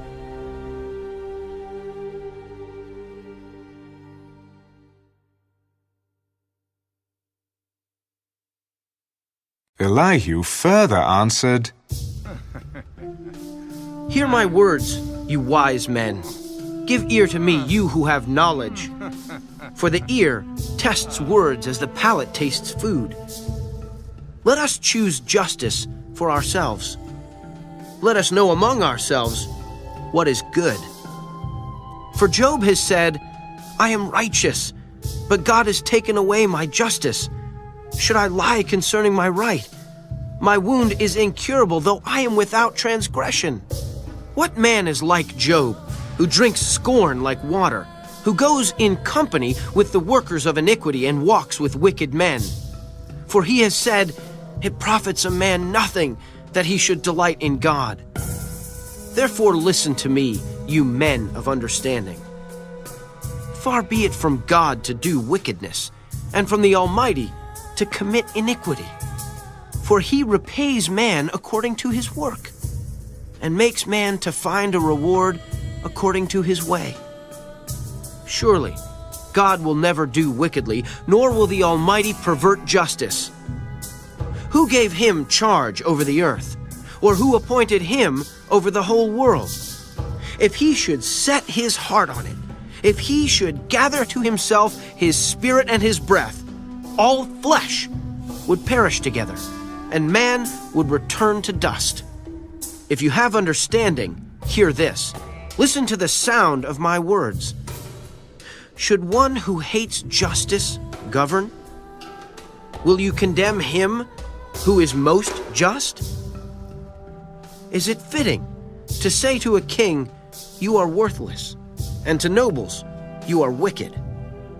Yet he is not partial to princes, nor does he regard the rich more than the poor. For they are all the work of his hands, and in a moment they die in the middle of the night. The people are shaken and pass away. The mighty are taken away without a hand. For his eyes are on the ways of man, and he sees all his steps. There is no darkness nor shadow of death where the workers of iniquity may hide themselves. For he need not further consider a man, that he should go before God in judgment. He breaks in pieces mighty men without inquiry, and sets others in their place. Therefore, he knows their works. He overthrows them in the night, and they are crushed. He strikes them as wicked men in the open sight of others, because they turned back from him, and would not consider any of his ways, so that they caused the cry of the poor to come to him, for he hears the cry of the afflicted. When he gives quietness, who then can make trouble? And when he hides his face, who then can see him? Whether it is against a nation or a man alone. That the hypocrite should not reign, lest the people be ensnared.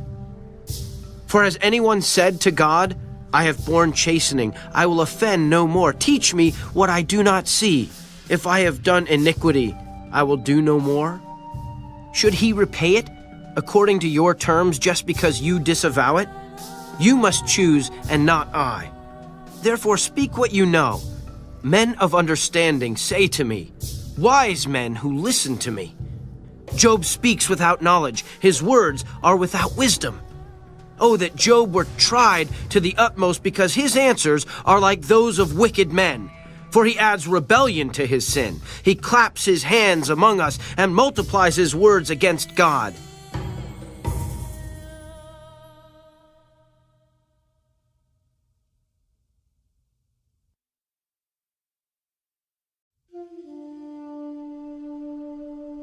Do you think this is right? Do you say, my righteousness is more than God's? For you say, what advantage will it be to you? What profit shall I have more than if I had sinned? I will answer you, and your companions with you. Look to the heavens and see, and behold the clouds. They are higher than you. If you sin, what do you accomplish against him? Or if your transgressions are multiplied, what do you do to him? If you are righteous, what do you give him? Or what does he receive from your hand? Your wickedness affects a man such as you, and your righteousness a son of man. Because of the multitude of oppressions, they cry out. They cry out for help because of the arm of the mighty. But no one says, where is God my maker, who gives songs in the night, who teaches us more than the beasts of the earth and makes us wiser than the birds of heaven. There they cry out, but he does not answer, because of the pride of evil men. Surely God will not listen to empty talk, nor will the Almighty regard it. Although you say you do not see him, yet justice is before him, and you must wait for him. And now, because he has not punished in his anger, nor taken much notice of folly, therefore Job opens his mouth in vain. He multiplies words without knowledge.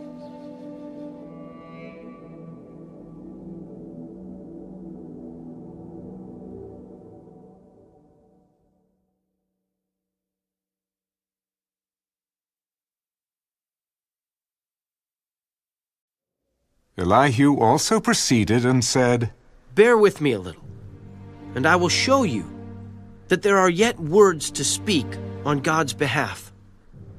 I will fetch my knowledge from afar. I will ascribe righteousness to my Maker. For truly my words are not false. One who is perfect in knowledge is with you. Behold, God is mighty, but despises no one. He is mighty in strength of understanding. He does not preserve the life of the wicked, but gives justice to the oppressed. He does not withdraw his eyes from the righteous, but they are on the throne with kings, for he has seated them forever, and they are exalted.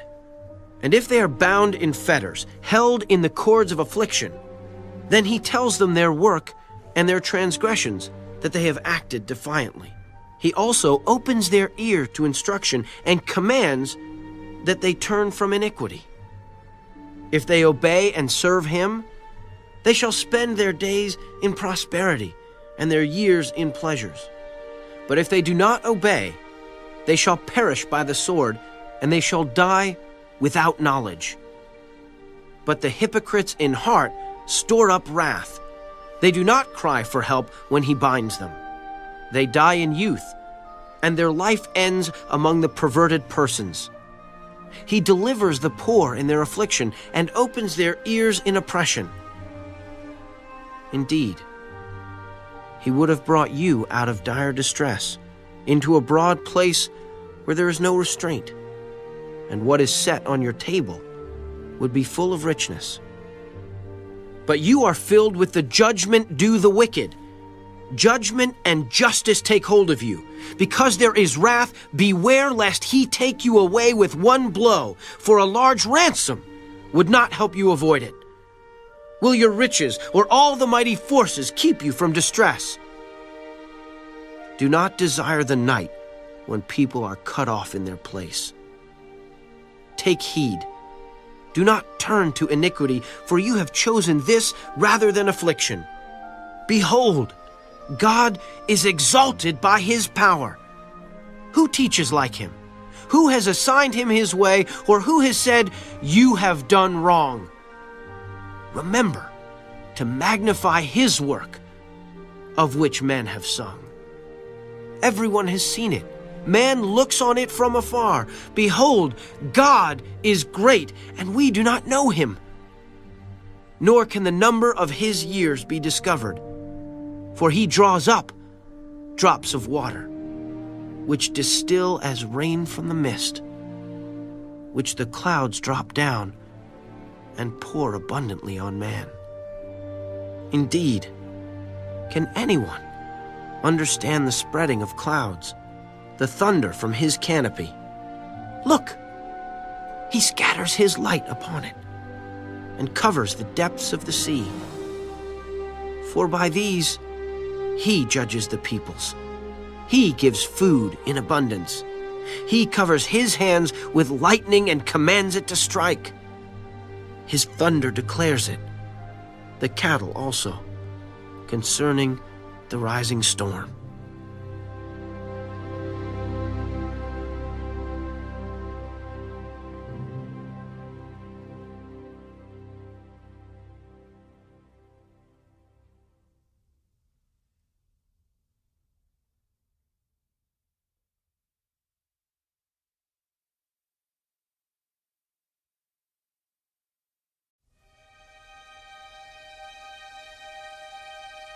At this also my heart trembles and leaps from its place.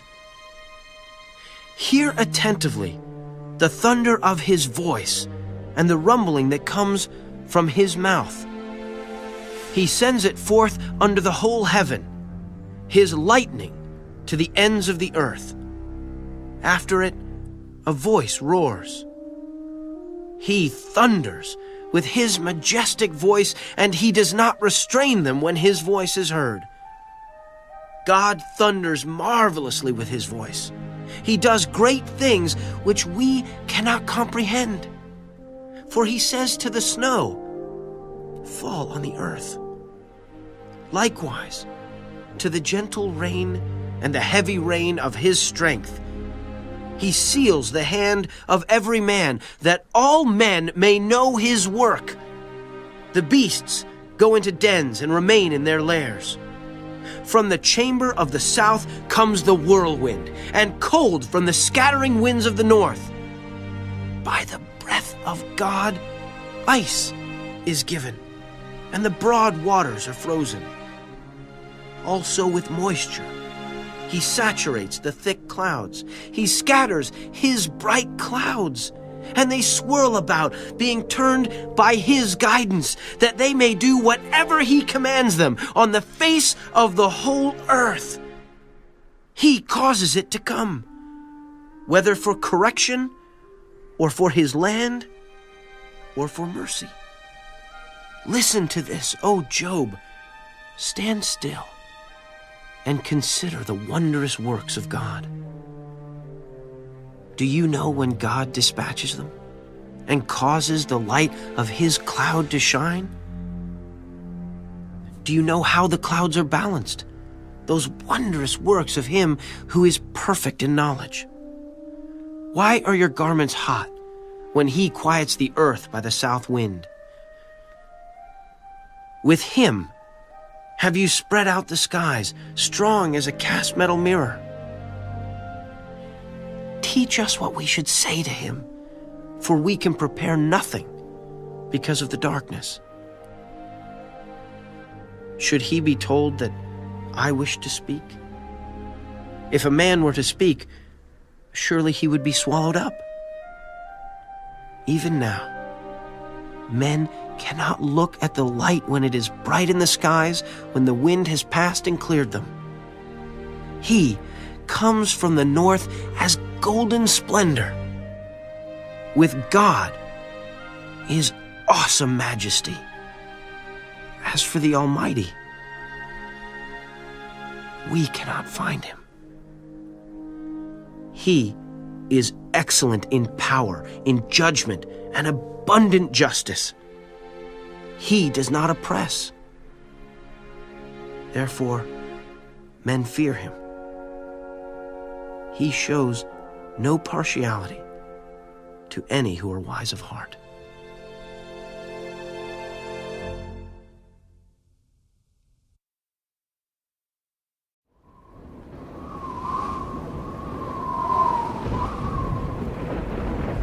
Then the Lord answered Job out of the whirlwind. Who is this who darkens counsel by words without knowledge? Now prepare yourself like a man. I will question you, and you shall answer me. Where were you when I laid the foundations of the earth? Tell me, if you have understanding. Who determined its measurements? Surely you know. Or who stretched the line upon it? To what were its foundations fastened? Or who laid its cornerstone when the morning stars sang together and all the sons of God shouted for joy? Or who shut in the sea with doors when it burst forth and issued from the womb? When I made the clouds its garment, and thick darkness its swaddling band. When I fixed my limit for it, and set bars and doors. When I said, this far you may come, but no farther, and here your proud waves must stop. Have you commanded the morning since your days began, and caused the dawn to know its place, that it might take hold of the ends of the earth, and the wicked be shaken out of it? It takes on form like clay under a seal, and stands out like a garment. From the wicked their light is withheld, and the upraised arm is broken. Have you entered the springs of the sea, or have you walked in search of the depths? Have the gates of death been revealed to you, or have you seen the doors of the shadow of death? Have you comprehended the breadth of the earth? Tell me, if you know all this. Where is the way to the dwelling of light? And darkness, where is its place? That you may take it to its territory, that you may know the paths to its home. Do you know it because you were born then? Or because the number of your days is great? Have you entered the treasury of snow? Or have you seen the treasury of hail, which I have reserved for the time of trouble, for the day of battle and war? By what way is light diffused, or the east wind scattered over the earth?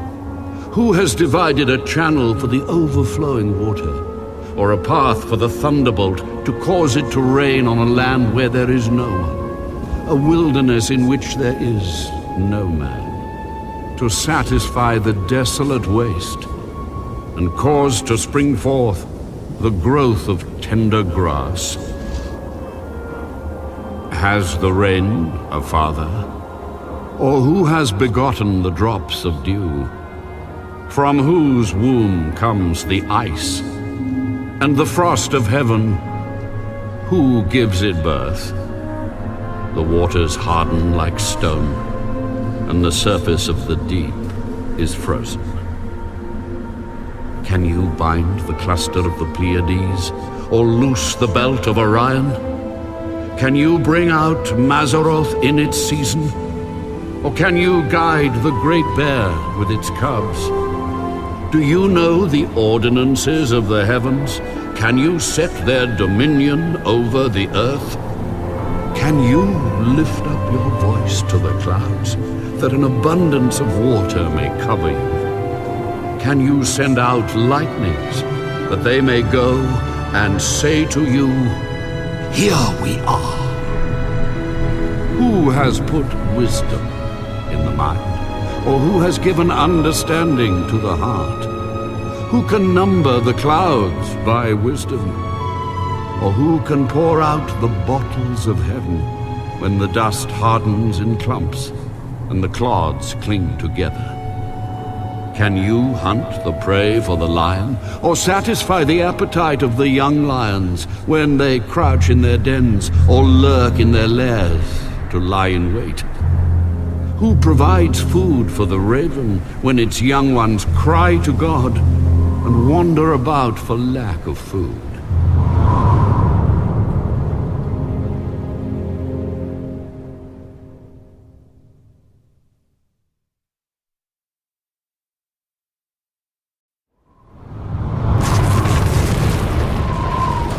Do you know the time when the wild mountain goats bear young?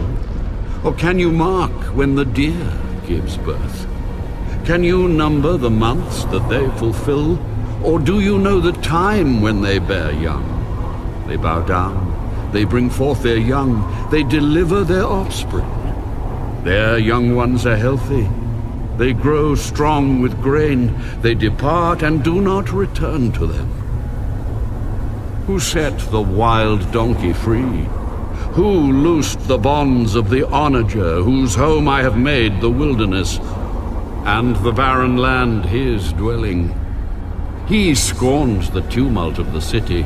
He does not heed the shouts of the driver. The range of the mountains is his pasture. and he searches after every green thing. Will the wild ox be willing to serve you? Will he bed by your manger? Can you bind the wild ox in the furrow with ropes? Or will he plow the valleys behind you? Will you trust him because his strength is great? Or will you leave your labor to him? Will you trust him to bring home your grain and gather it to your threshing floor? The wings of the ostrich wave proudly, but are her wings and pinions like the kindly stork's? For she leaves her eggs on the ground and warms them in the dust. She forgets that a foot may crush them, or that a wild beast may break them. She treats her young harshly, as though they were not hers. Her labor is in vain, without concern, because God deprived her of wisdom and did not endow her with understanding. When she lifts herself on high, she scorns the horse and its rider. Have you given the horse strength? Have you clothed his neck with thunder? Can you frighten him like a locust? His majestic snorting strikes terror. He paws in the valley and rejoices in his strength. He gallops into the clash of arms. He mocks at fear and is not frightened, nor does he turn back from the sword. The quiver rattles against him, the glittering spear and javelin. He devours the distance with fierceness and rage, nor does he come to a halt because the trumpet has sounded. At the blast of the trumpet he says, "Aha!" He smells the battle from afar, the thunder of captains and shouting. Does the hawk fly by your wisdom and spread its wings toward the south? Does the eagle mount up at your command and make its nest on high? On the rock it dwells and resides, on the crag of the rock and the stronghold. From there it spies out the prey. Its eyes observe from afar. Its young ones suck up blood, and where the slain are, there it is.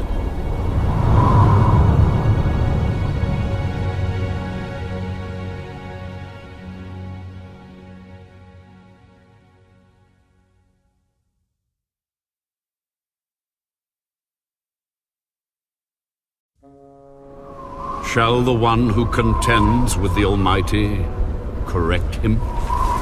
He who rebukes God, let him answer it. Then Job answered the Lord. Behold, I am vile. What shall I answer you? I lay my hand over my mouth. Once I have spoken, but I will not answer. Yes, twice, but I will proceed no further. Then the Lord answered Job out of the whirlwind. Now prepare yourself like a man. I will question you, and you shall answer me.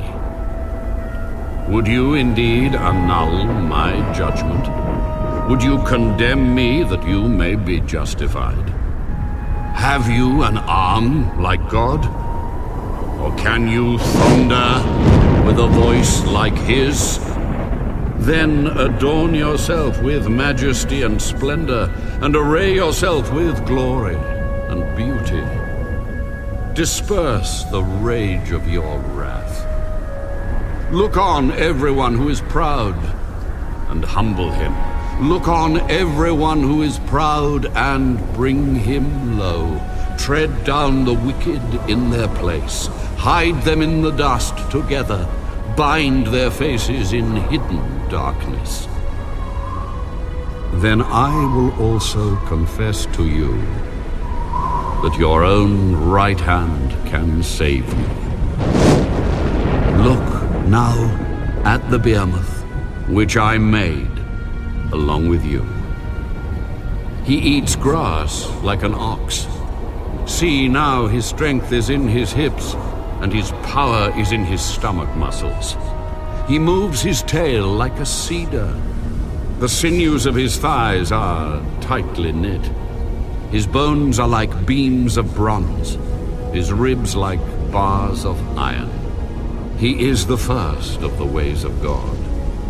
Only he who made him can bring near his sword. Surely the mountains yield food for him, and all the beasts of the field play there. He lies under the lotus trees in a covert of reeds and marsh. The lotus trees cover him with their shade. The willows by the brook surround him. Indeed, the river may rage, yet he is not disturbed. He is confident, though the Jordan gushes into his mouth, though he takes it in his eyes, or one pierces his nose with a snare.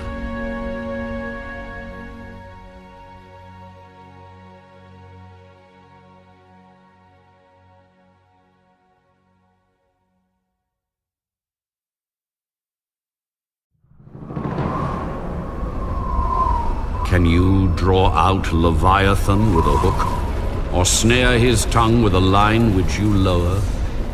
Can you put a reed through his nose, or pierce his jaw with a hook? Will he make many supplications to you? Will he speak softly to you?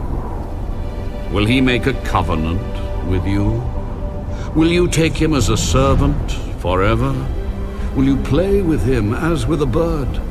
Or will you leash him for your maidens? Will your companions make a banquet of him? Will they apportion him among the merchants? Can you fill his skin with harpoons, or his head with fishing spears? Lay your hand on him. Remember the battle. Never do it again. Indeed, any hope of overcoming him is false. Shall one not be overwhelmed at the sight of him? No one is so fierce that he would dare stir him up. Who then is able to stand against me? Who has preceded me that I should pay him? Everything under heaven is mine. I will not conceal his limbs, his mighty power, or his graceful proportions. Who can remove his outer coat? Who can approach him with a double bridle? Who can open the doors of his face with his terrible teeth all around? His rows of scales are his pride, shut up tightly as with a seal. One is so near another that no air can come between them. They are joined one to another. They stick together and cannot be parted. His sneezings flash forth light, and his eyes are like the eyelids of the morning. Out of his mouth go burning lights. Sparks of fire shoot out. Smoke goes out of his nostrils as from a boiling pot, and burning rushes. His breath kindles coals, and a flame goes out of his mouth. Strength dwells in his neck, and sorrow dances before him. The folds of his flesh are joined together. They are firm on him and cannot be moved. His heart is as hard as stone, even as hard as the lower millstone. When he raises himself up, the mighty are afraid. Because of his crashings, they are beside themselves. Though the sword reaches him, it cannot avail, nor does spear, dart, or javelin. He regards iron as straw, and bronze as rotten wood. The arrow cannot make him flee. Sling stones become like stubble to him. Darts are regarded as straw. He laughs at the threat of javelins. His undersides are like sharp potsherds. He spreads pointed marks in the mire. He makes the deep boil like a pot. He makes the sea like a pot of ointment. He leaves a shining wake behind him. one would think the deep had white hair. On earth there is nothing like him which is made without fear.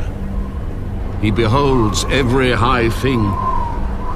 He is king over all the children of pride.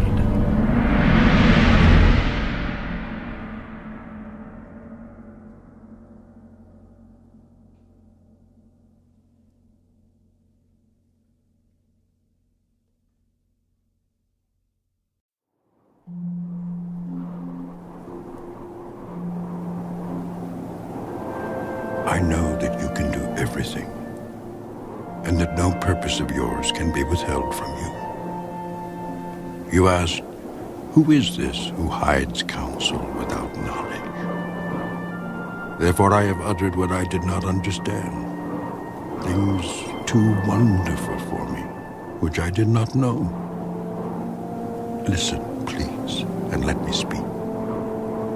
You said, I will question you, and you shall answer me.